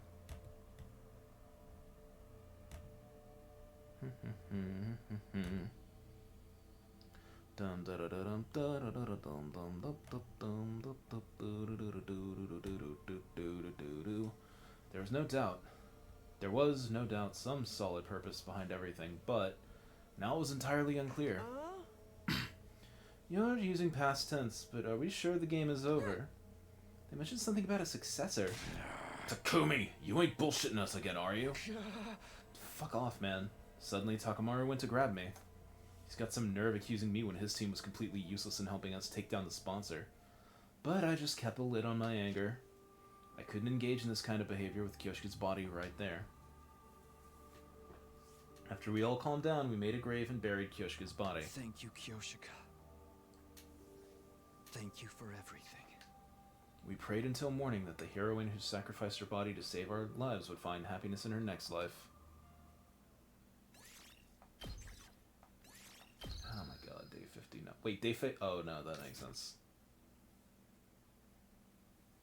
Oh, it's only day 59 of this shitty route. Exhausted and unable to do so much as get out of bed, I slept for the entire day. Cool. This game has already skipped like 40 days in a row. Like what do you mean? Fucking narrating that shit. Huh? I see. So Nozomi's still asleep? Yeah, she woke up a few times, but she just goes right back to sleep again, like her mind is elsewhere. Her heart may be rejecting the idea that Eva's really gone. Fair enough. It makes sense she would shut down after how horribly Eva died, especially since Nozomi loved her like a mother. Not to mention everything else. It's all my fault. Even if we needed the points, I still made Nozomi kill Eva.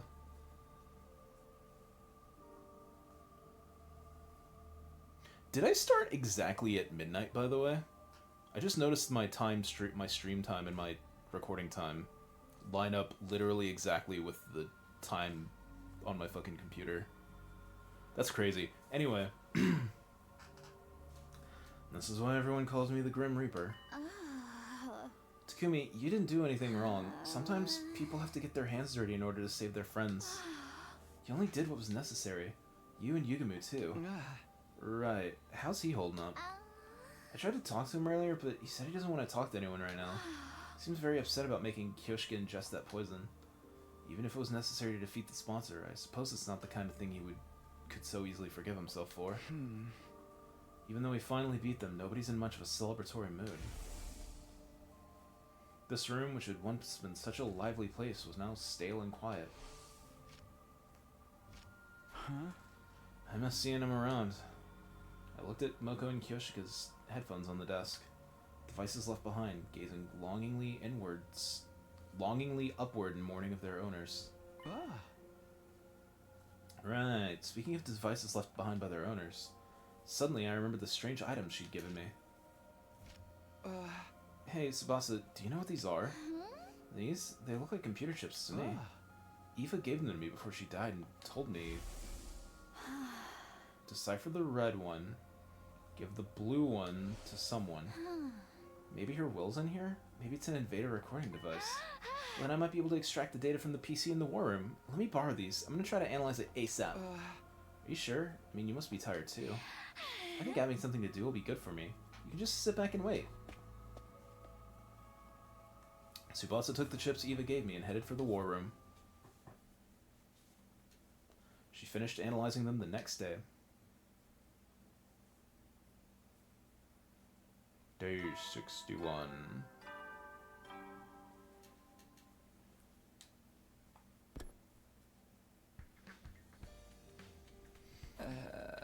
It's morning. Although it was good to be awake, there was nothing pressing on the agenda today. Waking up early isn't going to do me any good, so maybe I'll sleep a bit more and recover.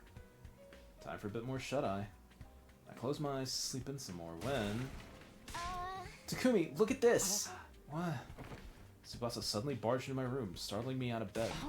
Hey, ring the damn doorbell. What if I was changing? You think I care about seeing you naked? Just look already.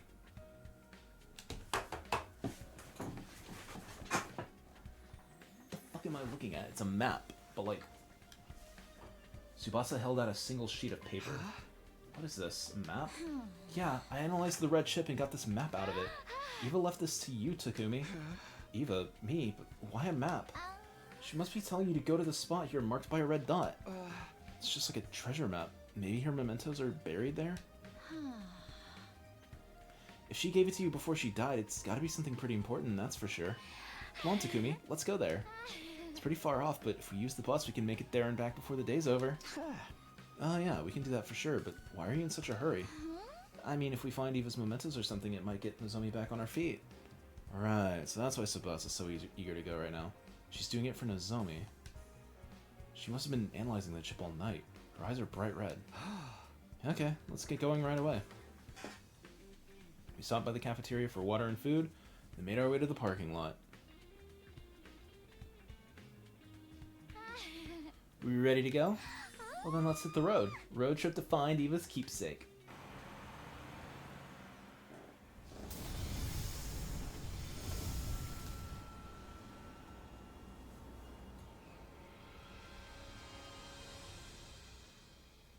Jump into the fire, no fear. We made our way to our destination with Tsubasa at the wheel. Again. After driving for a while, we finally arrived at the place marked on the map. There we found... Oh. Looks like a cave. Yeah, that's a cave, alright. So then did Eva hide something in there? I thought... I brought a light just in case, so we can go in, but it's not rigged with traps, right? Come on, it's not some RPG dungeon. You go first, Takumi. I'll be a few steps behind. Are you using me to see if it's safe? So what? You're a boy. Besides, you said before... You always protect me. Did I say that? That includes you too, Suba. I'll protect you. For all the rest of our lives. I guess I did.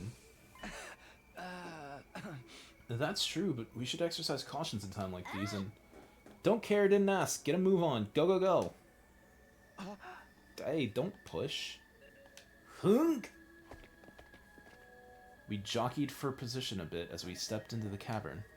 Thankfully, there weren't any traps inside, but... Takumi, look! What? Something far more surprising than any trap awaited us. We hurriedly transported it out of the cave. Oh! A child! What's a kid doing here? Oh, it's Kamyuhn. What the fuck? Oh, okay, so she broke into the lab, stole Kamyuhn, hid Kamyuhn in the safe house, which is the, you know, the Bin Laden cave. Bin Laden? Is he the one with the cave? I don't know my... I don't know my history super well. He was the one in the cave, right? With, like, the fucking bootlegs and the anime and shit.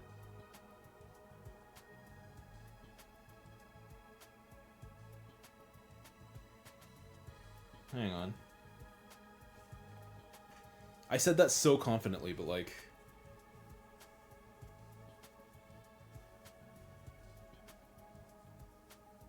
Yeah, okay.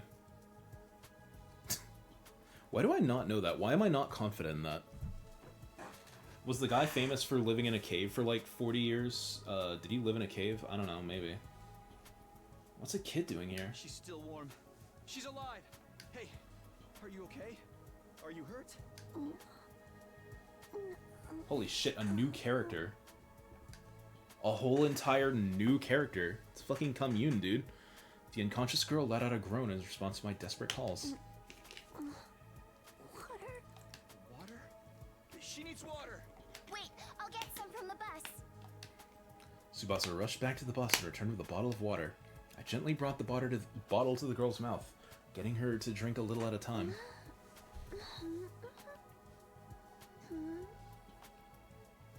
The girl opened her eyes and we examined each other's faces. Thank God. She's awake. Are you alright? Are you hurt? You. Oh. Blah. Fucking blah, dude.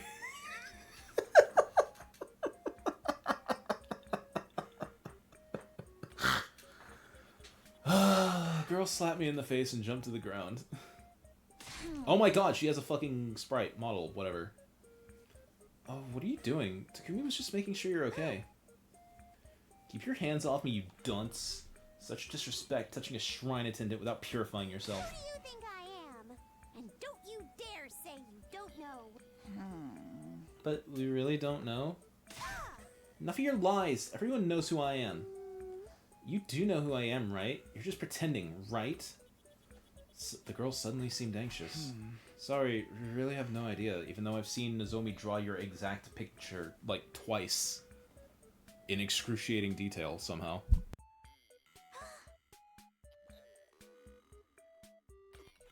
No, you don't know me. Look at my makeup. Yeah, look closely. Girl pointed at the designs on her cheeks. Sorry, we're not from around here. Why are you so confident about how well known you are anyway? You really don't know who I am. Girl seems to be terribly shocked. Maybe she is someone fairly famous. By the way, what are you doing here? Where are your parents? Hello? She sucked her teeth at me. I heard it. Oh, this little pipsqueak's real cheeky. You're the one prying into my business. There's nothing more suspicious than some strange people asking about others' identities. Be gone! You were just trying to act like a big shot a few seconds ago. This girl was apparently famous, but she didn't seem like she was about to reveal her identity. So who is she exactly? We came here because Eva asked us to. Do you know her? The girl raised her beautiful brows. What? Takumi. Takumi, what the fuck?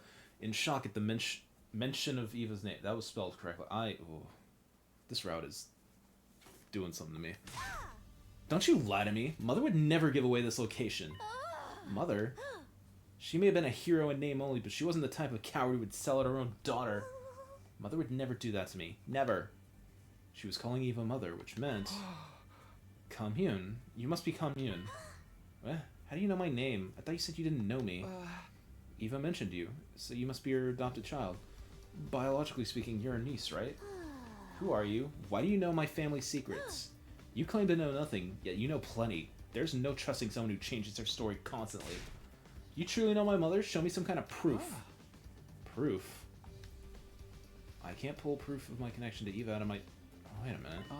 Eva gave us this. The location of the place was on the map in the red chip. Mother's memory chip.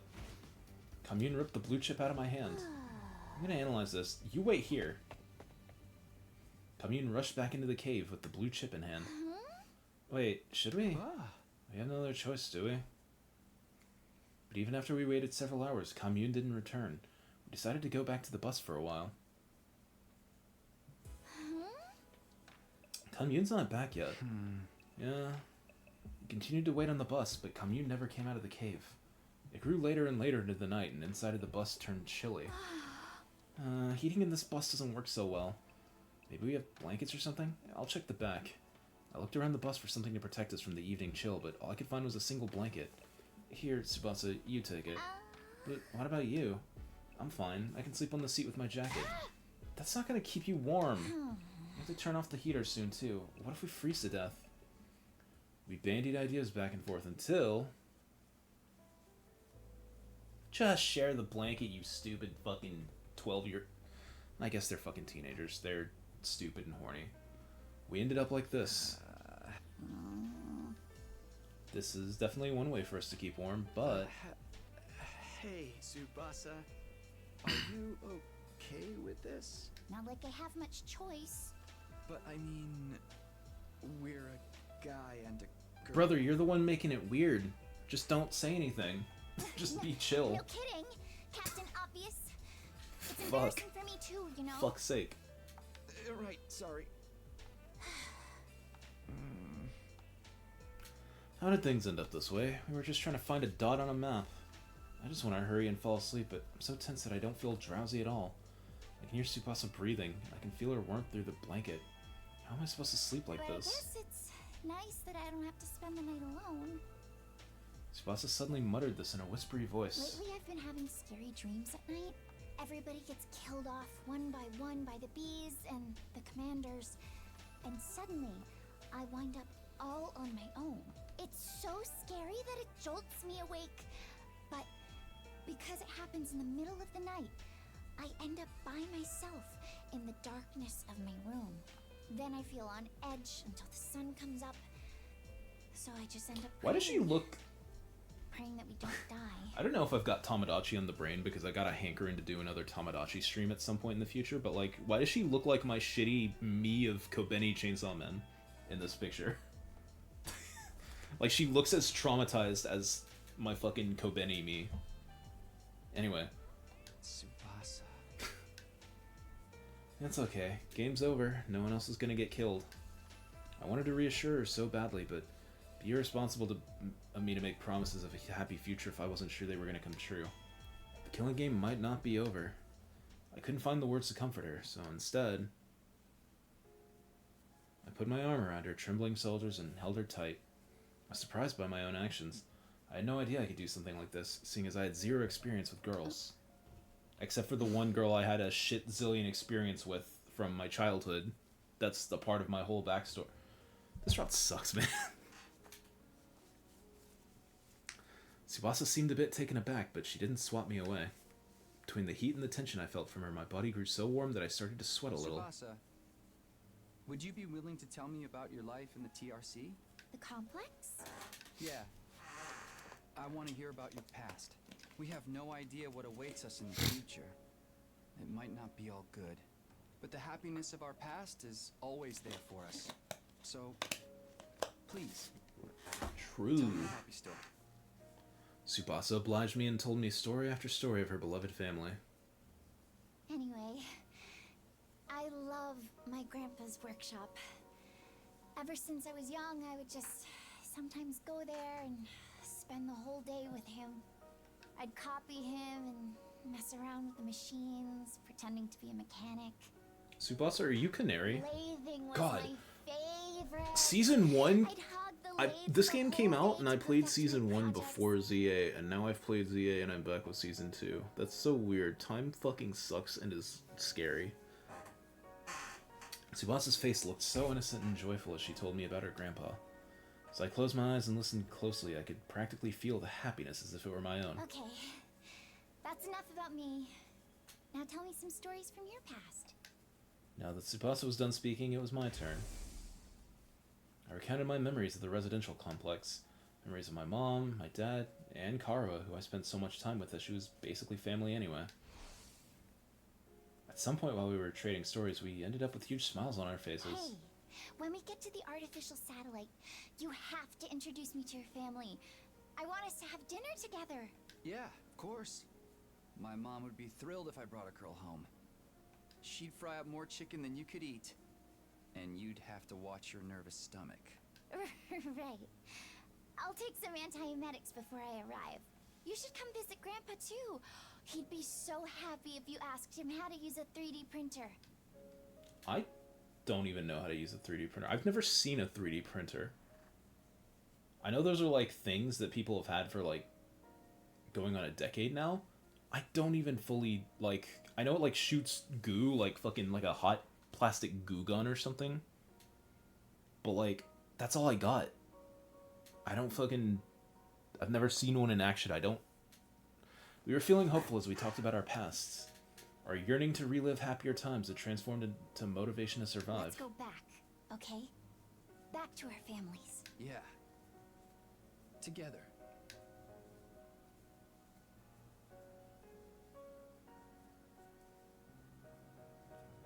Tsubasa and I exchanged promises and fell asleep.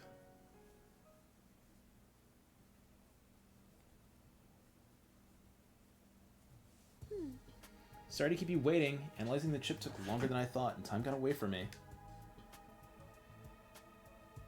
When we awoke the next day and returned to the cave entrance, Kamyuhn was waiting for us. Raiko? That sounded like a that boy having fun.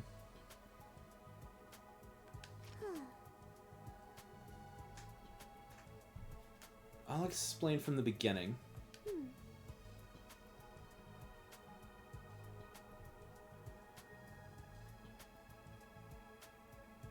Thing you brought me is the memory chip that was embedded inside of my mother.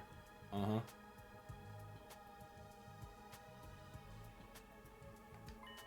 The things my mother saw and heard before her death are recorded on it.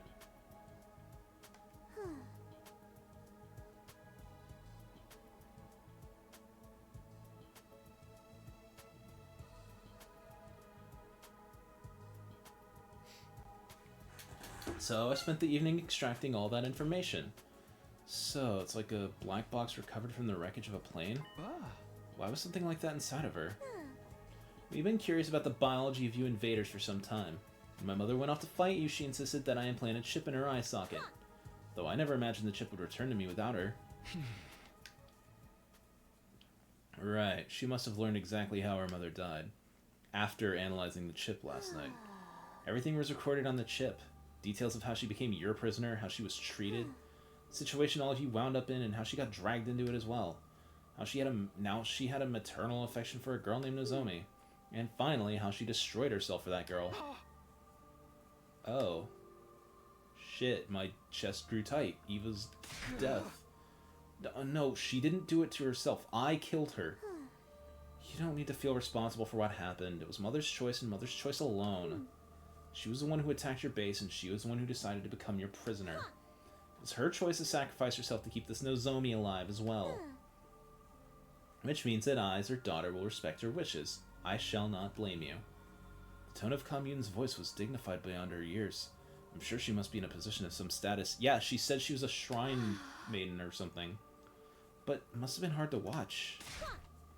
Nah, I don't feel sad in the slightest. To start with, she was my aunt, not my mother. I hated her from the start. An empty-headed soldier is my mother? Spare me. I'm almost relieved she's gone. Now I don't have to hear her nag anymore. She didn't have what it took to be a hero. She was an utter nobody who just happened to be born with divine blood. I mean, she charged right into enemy lines without a proper strategy and ended up your prisoner. Such utter stupidity. That's what she gets. Even I could tell she didn't really mean what she was saying.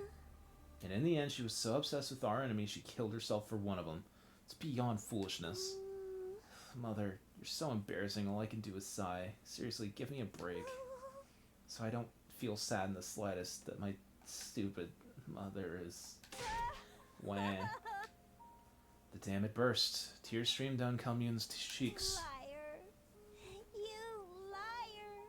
You said all I had to do was wait for you to come back. And I waited for you. But... You're so stupid. Mommy.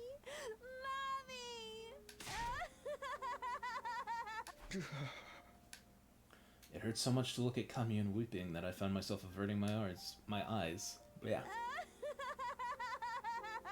Man, this writer sure likes using the sky picture.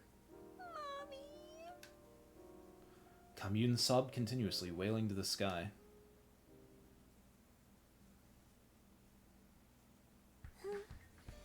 Yeah, guess that's enough crocodile tears for now. Kamyuhn was back to her impertinent self after crying herself hoarse. Did you like my little performance? I even shed tears as a show of good manners to my dead mother. Don't go telling anyone I cried. You will be summarily executed if you speak of this. Yeah, don't worry. We're not going to tell anyone. Kamyuhn nodded, relieved by my promise. Now, we're done mourning, so let's get going. Going where? That much is obvious. Your school. I must meet her, the girl who shares blood with my mother, Nozomi Kirifuji. Right, I guess that kind of makes Nozomi an older sister to you. Well, then I must find out if she's worthy of being my sister or not. Show me the way at once. Of course, I wanted Kamyuhn and Nozomi to meet as soon as possible. But I wonder if we can really take you to the school. You might set off the alarm. Fear not, your school's alarm is horribly imprecise. For example, if I enter while touching you, then me alone will not be enough to be detected. Why do you know so much about our school's defenses? Let's save that conversation for later. Take me to your school at once. Seriously, can you take me? Maybe bring me some food and water, too. I'm so hungry, I'm getting dizzy. Right, she was so hungry she was out cold in that cave when we found her. We helped Kamyuhn onto the bus and headed for the school. Back at the school, we secretly led Kamyuhn to the escape pod hangar. The only ones who know about this room are Tsubasa, Yugamu, Nozomi, and me. There's no way Takamaru's group would find out about Kamyuhn if we hid her here. Unless they, you know, are jealous bitches and start snooping. Once we had Kamyuhn, it was time to get Nozomi. She'd shut down since Eva's death, but meeting Kamyuhn might just break her out of that mood. Nozomi, get up. There's someone waiting for you in the basement. Great wake-up message, bro. Tsubasa and I supported Nozomi on our shoulders, leading her to the underground hangar. It was finally time to introduce them. The glimmer finally returned to Nozomi's eyes at the sight of Kamyuhn. You must be Nozomi. You look like an even bigger fool than I imagined.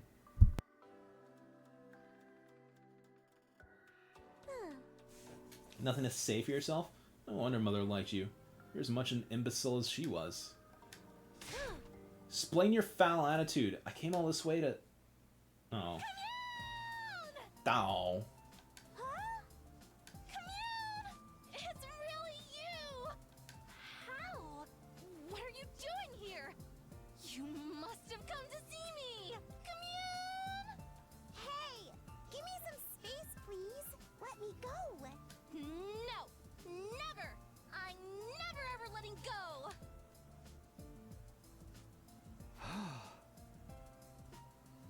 Nozomi, you're doing so much better. Thank God we brought Kamyuhn here. After reliving Eva's life, Kamyuhn felt more like Nozomi's little sister than someone she just met. Nozomi instantly went from being a lifeless doll to enthusiastically squeezing her little sister.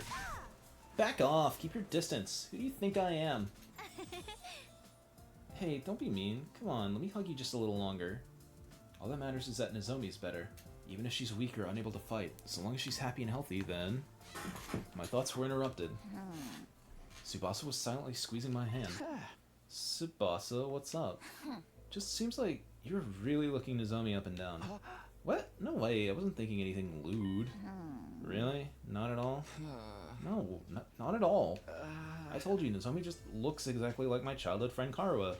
She's like a little sister I have to look after. Sounds like your flame's starting to burn a little hotter, if you ask me. It's not, I swear. Why are you being so persistent about this anyway?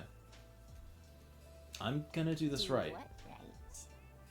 Go on. Wait, what? Well, I shrank under Tsubasa's accusatory gaze. My back was up against the wall, and just when I'd accepted that there was no escape...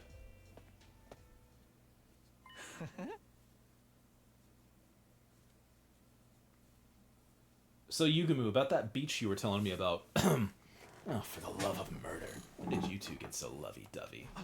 Yugumu, I thought you were locked in your room. Wait, why are you so beat up? Yugumu's clothes were splattered with mud, and he looked completely worn out.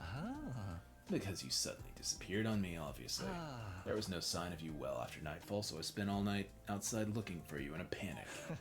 Surely you didn't just forget about me and run off without a care in the world. Sorry, we didn't mean to worry you. There was something we had to take care of. Well, I suppose we're even on that front, but I expect a full explanation. And by the way, Takumi, what is this invader-looking girl doing here? Oh, that's Kamyuhn. She's Eva's daughter. We're not exactly sure what her deal is either. We're gonna get her to tell us herself. But right now... Kamyuhn! Don't fight it. Let me hug you tighter. Gwar! Creature. They're getting along like long-lost sisters, so we thought we'd just let them have some time. After that, we brought blankets and food to the hangar so that Kamyuhn would have a place to stay. We'd find out more about who she was the next day. 63. Let's fucking go for day 63.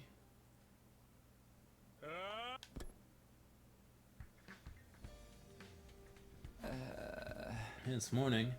I hope Kamyuhn got some good rest. I decided I'd go straight to the hangar and see how Kamyuhn was doing after spending the night there. But then... Ah, shit!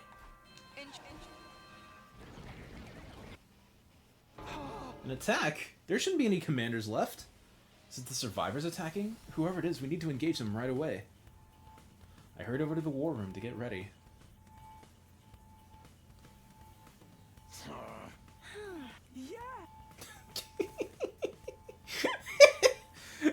Yeah! Hell yeah. Fucking love Ima, dude. I hated this fucking sicko when I first met him, and to be fair, he still sucks shit, but like... I don't know, there's something about him. There's something about him that really, like, kind of 180'd on me. Like, he sucks, but like, he sucks shit as a person and as a character, but like, I kind of love him. Like, I don't know how to explain it. Takamaru's group awkwardly averted their eyes the moment they saw us. Well, I'm just happy they're willing to fight with us. I don't see Darumi. Yeah, she hasn't been around recently. Maybe she's feeling down. Her beloved killing game ended so suddenly after all. Fighting without Darumi is going to be rough, but there shouldn't be a commander this time, so we should be fine. Are you alright, Nozomi? You're still recovering. You can rest. No. Nah, let me fight with you. Oh. I need to protect her. She needs to protect her. So, she's decided to protect Kamyuhn. A little sister is a powerful motivator. It's like when the family... It's like when Dad doesn't want a dog, but the family gets a dog anyway, and Dad and the dog start KK Slider ice cubing it up. Just waking up in the morning, gotta thank God. Alright guys, let's do this. Special Defense Unit, move out.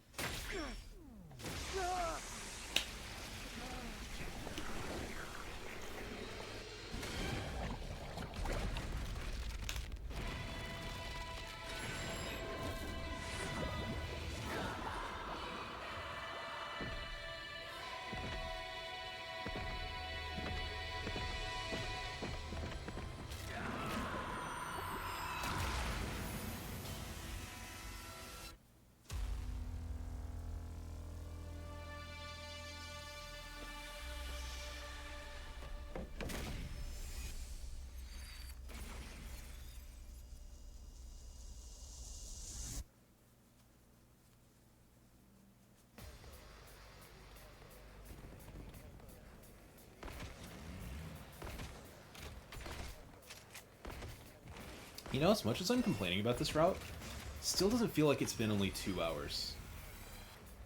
No!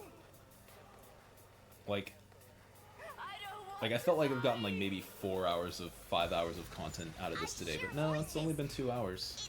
It sounds like it's the enemy.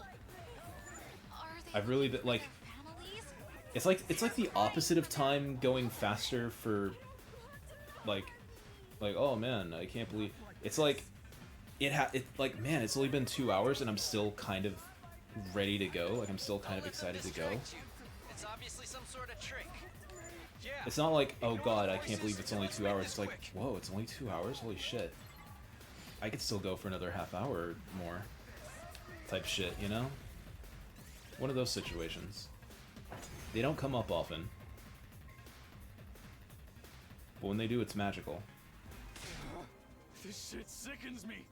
What are these voices? Do invaders have emotions? Yes, bitch. Don't think about it, sister dearest. That's right.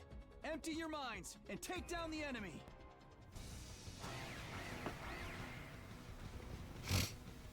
Not like this!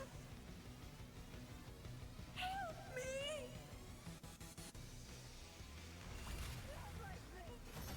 You win! Awesome. Phew. We managed to get rid of them. Thank goodness there weren't any commanders. It looks like they're really gone. Which means our future fights with the invaders will be a walk in the park. Yeah, but we can't let our guard down. The enemy will do whatever they can to take out the school. Take your own advice, Takumi. I don't know what the fuck you're scheming, but I know it's worse than anything those freaks can manage. Takamaru, come on! You're still doing this? It's fine, Tsubasa. Let him say whatever he wants to. But... Ima, Kako, let's get the hell out of here. Takamaru left and took Ima and Kako with him. Even though we defeated the invaders, the unpleasant exchange of words afterwards ended the battle on a low note. Did it? Did it really? Oh god.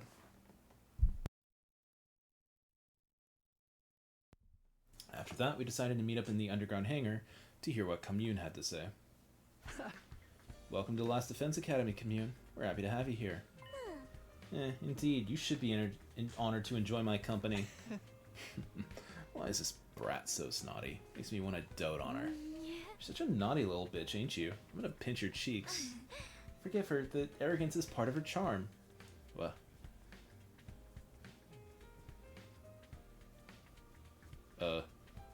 Kamyuhn was fitting right in. Her self-important attitude had grown on us overnight. Now then, Kamyuhn, since you're staying here, there's a few things we want to ask. First, why were you hiding in that cave?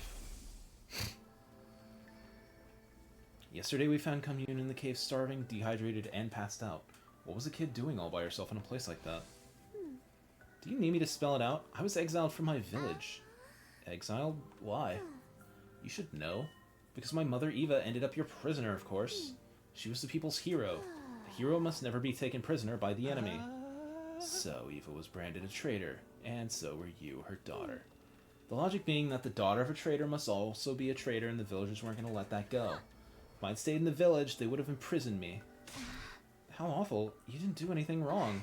Neither did Eva, for that matter. Nobody did anything. It's wartime. The people are paranoid. So you fled to that cave, then?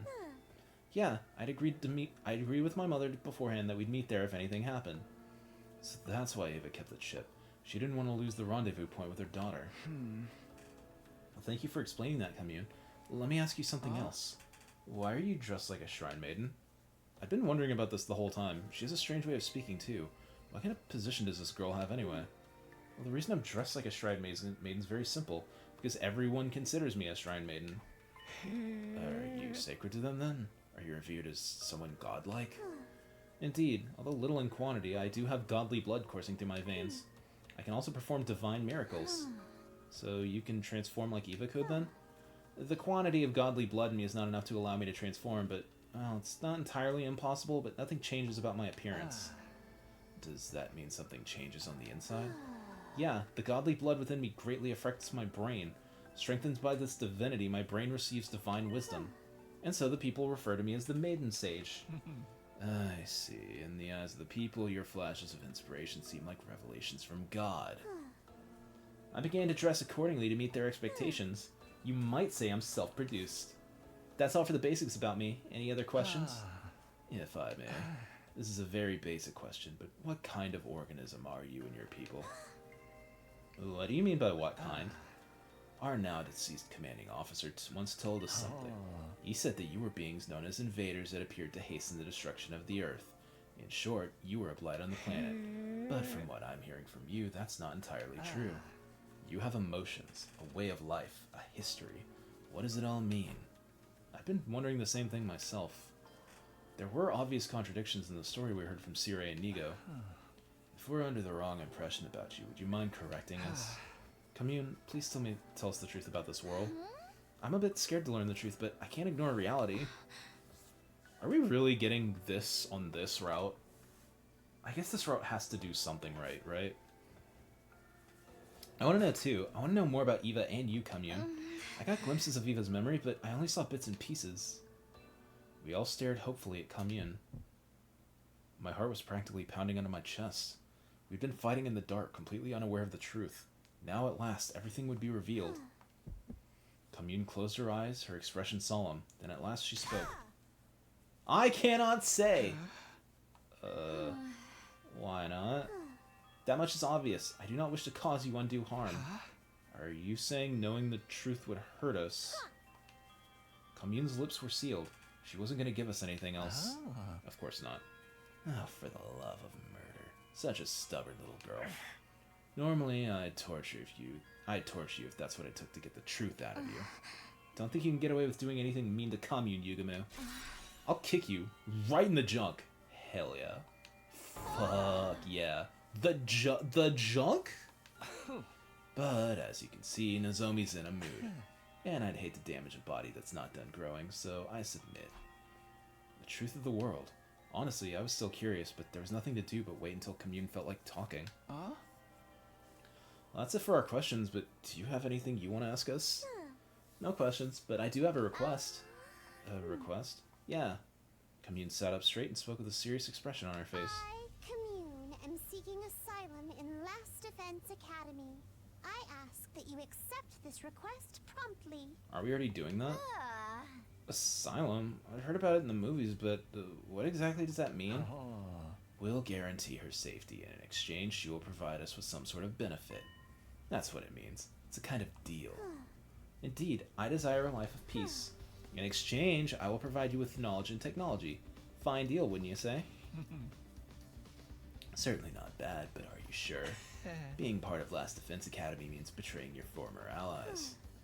It'd be a lie to say I don't have any lingering attachment to my homeland, but I've already been exiled. Betrayal will keep me alive, then so be it. I mustn't die.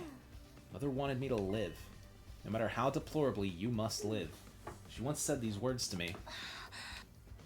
I see. Makes sense to me. Yugumu nodded in approval, then turned to me.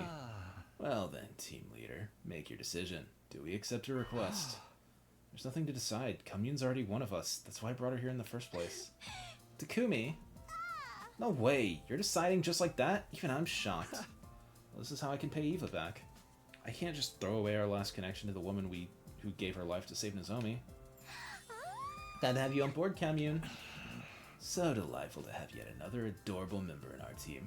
Hope you might someday share the secrets of the world with us. Right, pleasure doing business. You should be honored to live alongside Kamyuhn, the maiden saint. Kamyuhn! Aw. Creature. Critter. Nozomi squeezed Kamyuhn with a terrifying enthusiasm. Unhand me, it hurts. Seriously, Nozomi? No! I'm never, ever letting go! Ever! Nozomi tightened her arms around Kamyuhn, holding her even more tightly. This time, this time, this time, this time, I'll protect my family. You see, Ava? I'm protecting her, and I will protect her, no matter what, even if it costs me my life. But then... Simpleton. How can you be such a fool as to not understand why you can't do that? Kamyuhn suddenly shoved Nozomi away. Kamyuhn? Mother wanted you to live. A child mustn't die, not for anyone. That should have been clear to you the moment Mother gave up her life for you. Do you understand, Nozomi? Kamyuhn spoke with a stern tone, as if reprimanding her. Abandon any future thoughts of throwing your life away. You mustn't die, not for anyone. But Moko and Kyoshika died because of me too. I can't keep prioritizing my own life over everyone else's. If you vow that you won't die under any circumstances, then I will accept you as my older sister. Don't you dare leave me alone in this world. Oni-chan. Did you just call me? Hey, can you say that one more time? The Oni-chan thing. Maybe if I feel like it. Come on, just do it. Here, after me. Sis. There, your turn. Silence, fool. Don't you dare treat me like a child. Please, just say it. You'll make your big sis angry. Angry? At me? You're the one acting crazy. There they were. Nozomi, who would do anything to hear Kamyuhn call her sis again, and Kamyuhn, who was avoiding doing that at all costs. We watched fondly as the sisters from two entirely different species bickered. I hope these peaceful times might never end. But, of course, that was nothing more than a pipe dream. We were about to find ourselves in a new hell the very next day.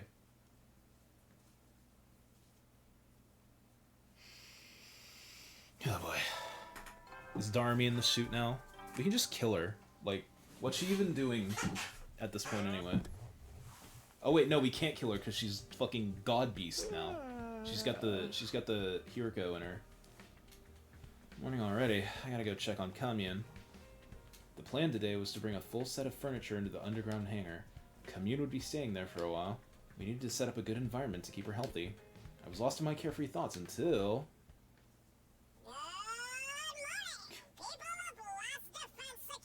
God damn it. This may be a surprise, but it's time for the third round of the Invader Hunt to begin. Alvin? Everybody, come to the leisure lounge for Unless it's Simon or Theodore. What the fuck? Is this some kind of unfunny prank? But they sound just like the sponsor. They literally don't sound like the sponsor! Don't tell me they're back. I sprinted to the leisure lounge. They literally sound nothing like the... They're using a different modulate... Jesus Christ. When I arrived, there was a sponsor clad in their suit. You've got to be kidding me. How? Oh, for the love of murder. I had my suspicions, but... No, but then what did Kyoshika die for? Why? Why? The sponsors are supposed to be all dead. Killed by Kyoshika's poison. The poison for Kyoshika. So how? You're still alive? Nah, last sponsor's dead as a doornail. I'm an entirely different person. Don't you ever forget it. They had the same voice as the sponsor. They literally didn't. But their way of speaking was completely different. What the hell was happening? Morning again, ladies and gentlemen. I'm the sponsor's successor. You can just call me Sponsor, too. You're a freak is what you are. Why do you sound so damn excited? Their personality's totally different. Is this really a different person? Their successor. Does that mean they were telling the truth? Oh, you mean that time they said they were telling the truth? Yeah, probably. Who gives a damn who this goon is? Problem is, we're stuck playing this fucking game. Back in hell again. I really wish this was over already. What does it take to kill this guy? Let me guess, you're immortal too, and you have multiple bodies? Nah. Nah, it's just one of me. I'm not talented enough to control more than one body. Really? Well, if that's true, you're a lot weaker than the last one. How about we test that theory? Square up and we'll fight one-on-one. One-on-one? I like the sound of that. Don't mind if I do. Yugamu pulled a knife out of his sleeve and made for the sponsor. Stop, Yugamu. Don't do anything crazy. What if you get killed? It'd be worth it if it gets us some intel. Just pick up where I leave off. Now, where were we? And with that, Yugamu began moving at lightning speed. He was running straight at the sponsor. The very next instant... What? An explosion suddenly echoed across the room. There were flames jutting out from Yugamu's body. What? We ran over to him, panicked, but it was already too late. His body had been torn apart in an instant. Why did Yugamu just blow up? Did the bomb inside of him go off? Oh, right. I almost forgot about that. We have bombs that detonate if we disobey Sure. But Sure's gone. How could this happen? Wait, was that a real thing? I thought that was a fake thing that he made up. Was it? I don't even fucking remember anymore. Did you do this? Did you set off Yugamu's bomb? Of course it was me. I just clicked this little remote. Yeah, nice, isn't it? I made it out of the parts from Sure's head. You took his head apart, you monster. Well, I don't have the kind of fighting power the last one did. I have to use tricks like this to compensate. Takumi, if you grab the remote right now and press the Doremi button, this will all be over, because that's 100% who's in the suit, unless she's hanging around and I don't see her. I guess it's possible. Yugamu, thanks for allowing me to demonstrate. Now everybody knows how strong I am. Oh wait, your ears blew clean off your head, so you can't hear me. The sponsor cackled as they stared down at Yugamu's dead body. So cruel, it made me nauseous. You killed him and you're calling it a demonstration? You'll pay for this, I swear. Now relax, that's what the Revive-O-Matic's for, you drama queens. You bring him back, tell him not to defy me again. Otherwise...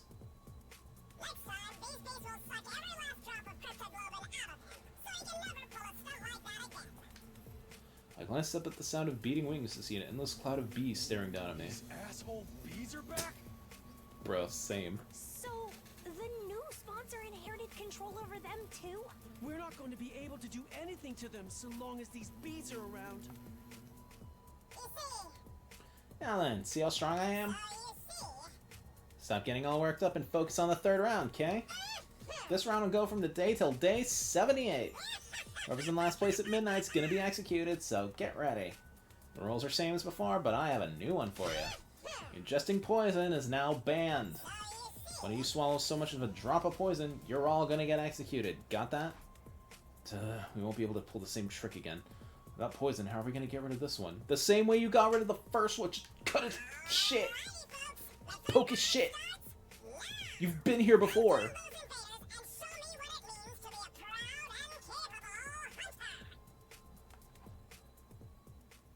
Why does he sound like a South Park? Like a Matt or a Trey? At the new sponsor's command, the invader hunt was back on. We found ourselves dragged back into the depths of hell. Hey, guy! Like he sounds like fucking like a Canadian or like a South Park Saddam. Hey, guy! Just like that, we're back to doing this invader hunt again. Kamyuhn, don't leave this place under any circumstances, okay? If anyone finds out you're here, they're gonna kill you. You're probably the target of this particular round, after all. Hunting us down in this game of death, such utter nonsense. Who does this insolent sponsor think they are? Kamyuhn, you don't know who they are either? I haven't the slightest idea, but I can assure you they're not one of us. Served by fiendish bees wearing a suit that neglects the miracle of God? I've never so much as heard of such a warrior. Eva said the same thing. There really must be some kind of third party in this war. Well, now that the game's back on again, we're gonna have to review our objective. Do we participate in the third round of the hunt, or do we try to kill off the sponsor? You tell us, team leader. We'll follow your lead. Hang on.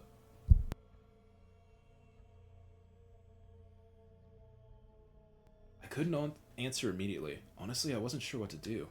Continuing this deranged killing game was out of the question, but apparently killing the sponsor isn't enough to end it. My heart was gripped with despair. What do we do? What more is it going to take for me to be able to protect everybody? Why do you look so troubled? Kamyuhn suddenly questioned me. If the game displeases you, then why not run away together and then join in like a fool? We can't. The bees are monitoring what we do outside. Let's simply run to a place where they can't follow. Kamyuhn pointed at the escape pod. Is this rocket just for decoration? If you flee to space, the sponsor person won't be able to pursue you. Huh? We were gonna do that at first, but that plan fell through. Oh? Why is that? The escape pod's broken. It'll take a long time to repair it. I'm repairing the motherboard right now, but with my skills it'll be another month. I can do it in 5 days.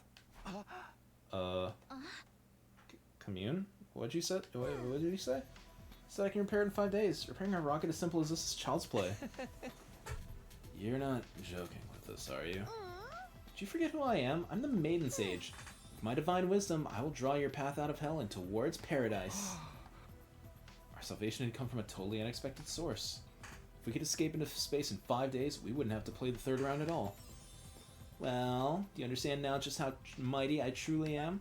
I, Kamyuhn, should command more respect and reverence. Gremlin.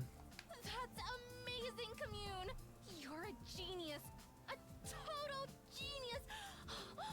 My little sister is the smartest girl in the whole cosmos! Beauty and brains! Can you believe it? I'm gonna kiss you right on the cheek! Stop! Cease this! Creature. Come on, seriously! Don't just stand there! Save me, guys! She's gonna kiss me! Of course, not one of us offered Kamyuhn any help. Kamyuhn! Oh! Nozomi had Kamyuhn in her clutches. Day 65. Yeah! Okay, time to hunt. Everybody ready? Hey, okay. I'm all good. Can't wait to kill, maim, and murder some invaders. Okay, off we go. Rack up them points. We triumphantly stepped into the ruins of the city, acting like we were starting our hunt. It was a performance to trick the eyes in the sky. We might not need to participate in the third round, but it might not be a good look if we don't hunt at all. Huh? Why? They'll get suspicious. They'll wonder, why aren't they hunting? They must be up to something. Don't want them to have any reason to scrutinize us, right? So we're gonna have to pretend we're playing the game by actually playing it for realsies and as a plan B, right? That's how we ended up deciding to spend each morning hunting. In the mornings we marched through the streets looking for invaders, but in the afternoons we dedicated every ounce of energy to repairing the escape pod. Kamyuhn designed a new motherboard from scratch with a state-of-the-art computer, while Tsubasa made and assembled the parts using electric tools. Yugumu and I ran errands. We transported tools and machinery in and out of the hangars directed by Tsubasa. And Nozomi... Everybody, I brought some onigiri for snacks! Yo, donuts, let's go! I've never had onigiri. I know they like stuff shit in them. Like, honestly, I would just be down for a fucking rice ball. Like, that sounds probably good. But if they got, like, shit in them, like a jelly donut or something, dude, imagine how much gooder that would be. Okay, Kamyuhn, say ah! Ah! I can eat by myself. Leave him there. I said So forceful. Nozomi, give me one too. I've been using my brain so much, I need some calories. okay, you too, Tsubasa. What? You really don't have to do the whole big sister thing to me. Nozomi was acting in a support role, or more accurately, pretending to be our big sister. All hands were on deck as our team worked on repairs day and night. This went on for several days.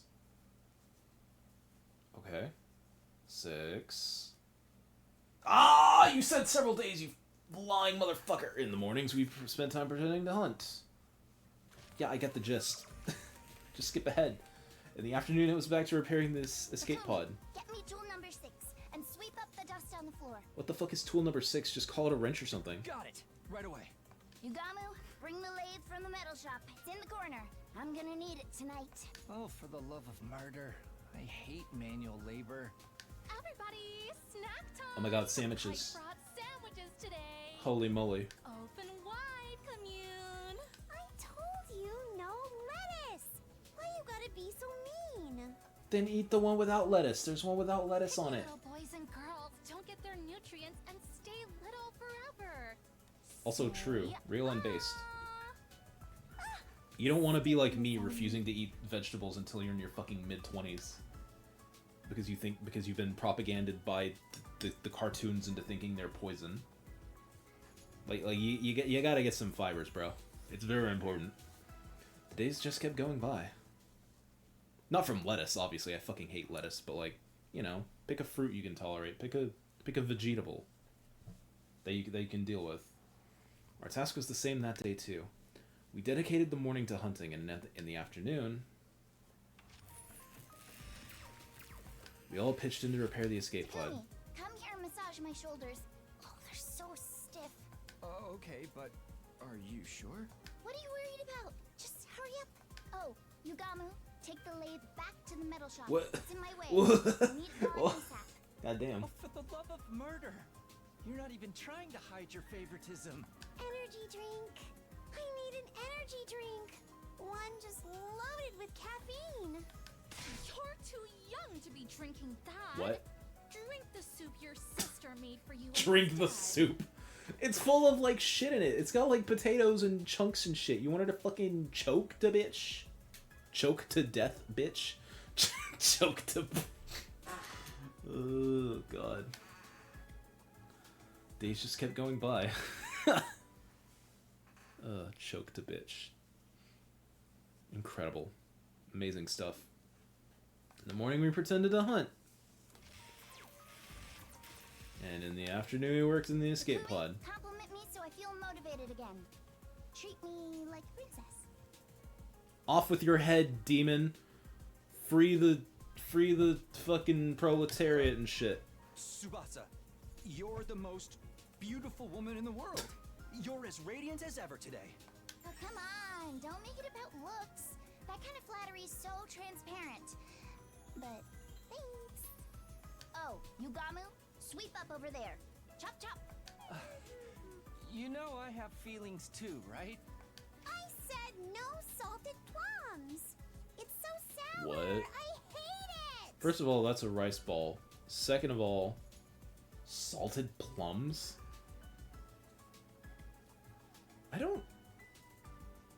That doesn't even sound... Ugh. They're perfect for a pick-me-up. Eat up, eat up.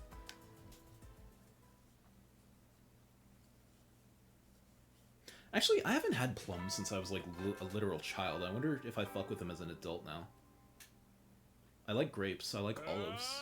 I fucks heavy with olives. But I have no idea if I fuck with prunes. Or plums, I guess. Prunes are different. Slightly. What's with the freaky music first thing in the morning? This has to be the worst possible way to wake up, but at least I don't feel tired anymore. Things go according to plan. We should have the repairs on the escape pod done by the end of the day. Should ask Kamyuhn if things are moving along. I got ready and headed for the underground hangar. Oh, Takumi, your timing's perfect. The person who greeted me when I entered the underground hangar was not Kamyuhn, but Tsubasa. Tsubasa, were you here all night? I just couldn't stop myself. I was in the zone. But as a result, and you might want to hold on to something before I tell you, we're finally done repairing the escape pod. Really? We worked ourselves to the bone to finish that circuit board in 5 days. Oh, I'm completely burned out.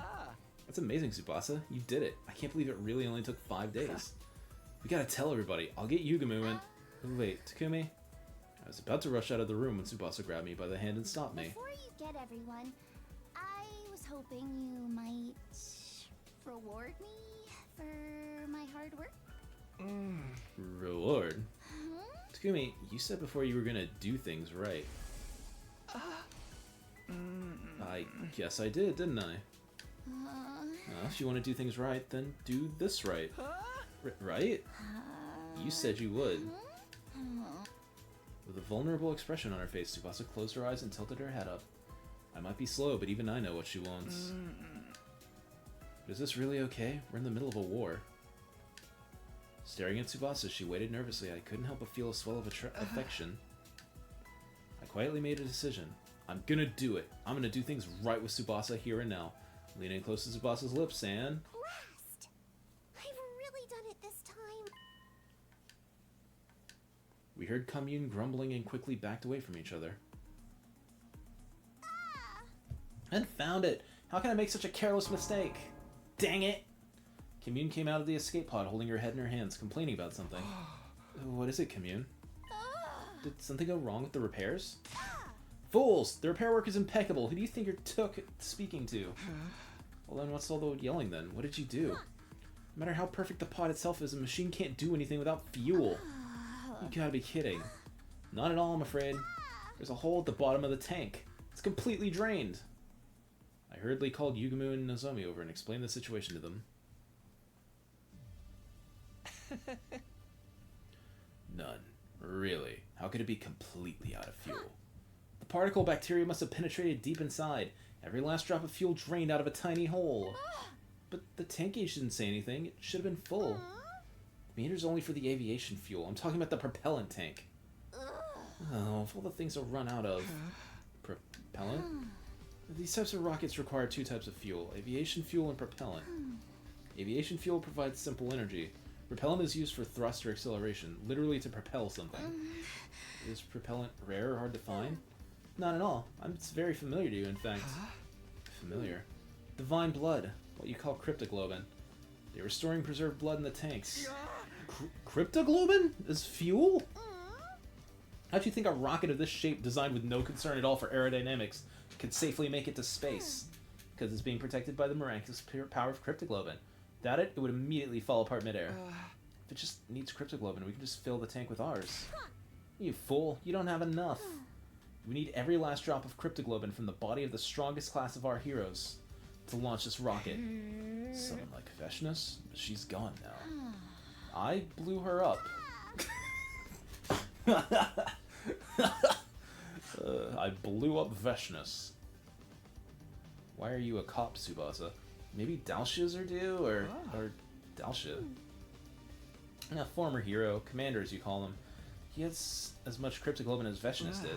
As much as her? I had no idea an enemy that strong was still around, but I've never seen or even heard about him.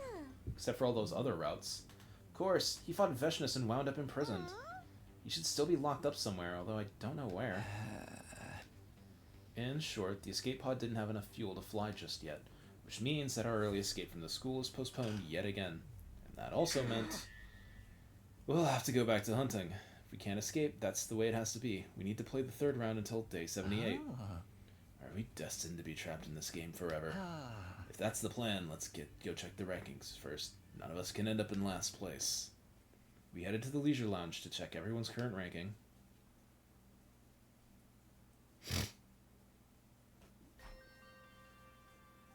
Let's see, Darumi's still around.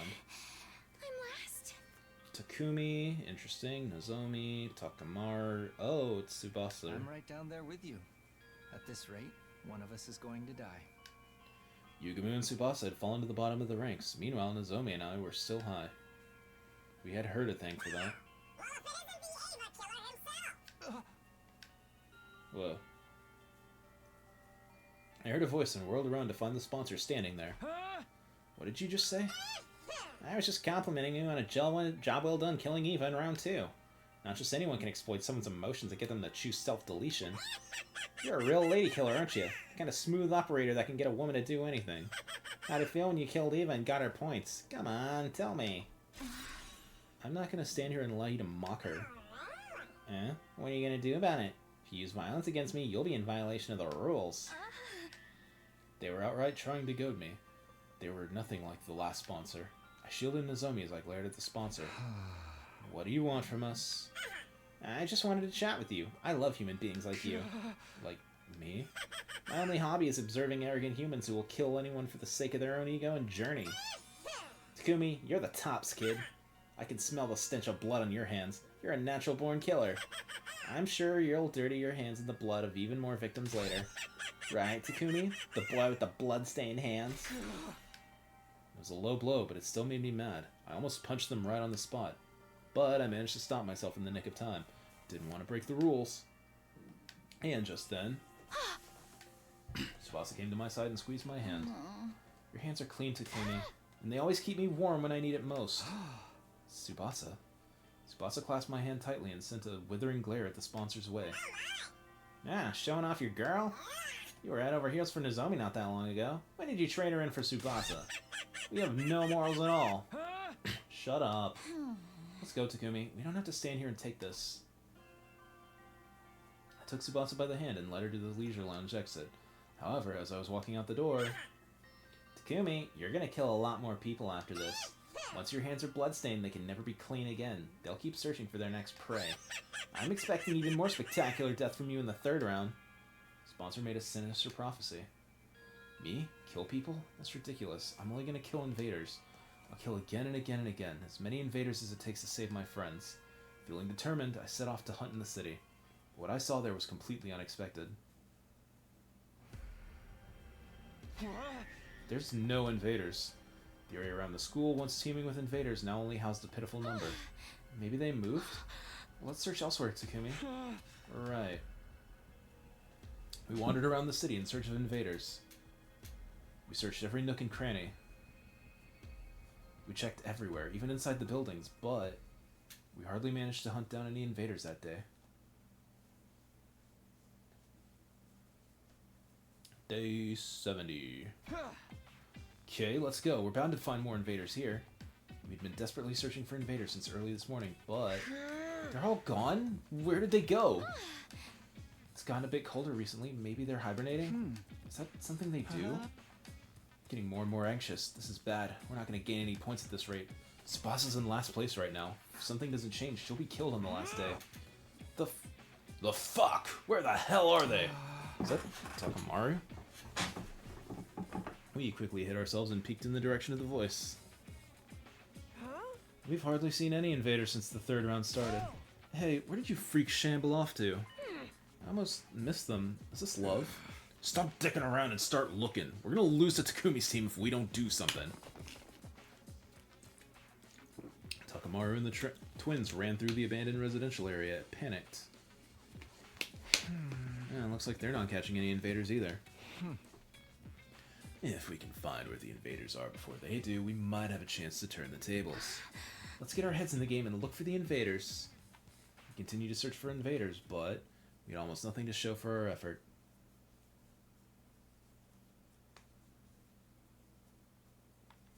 Once again, we looked around in search of invaders, but there weren't any invaders in sight.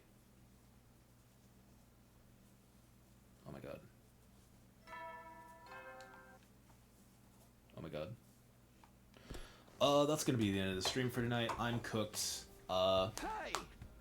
Thank you for coming by. Thank you for hanging out. Y'all could have been anywhere else in the world. Y'all chose to spend some time with me. I appreciate you for it. Like I said at the start of the stream, I'm gonna do impromptu late night 100-line streams just because we're going really long on this, like longer than I want to be. So I want to try and get through the game as quickly as possible now. I'm going to step up the pace when I'm available. Also, I might be able to stream the 14 live event. I think it's Friday night / Saturday morning. I might be home for that. Actually, I'll probably be home for that and will be available to do that. Hopefully it doesn't run too long. I hope it doesn't run too long, or the announcements stop super long. But anyway, you can expect more 100-line or no 100-line, depending on what the vibes are. But anyway, thank you for coming by. Take care of yourselves. Be good to one another, and peace out. I love y'all. Bye-bye.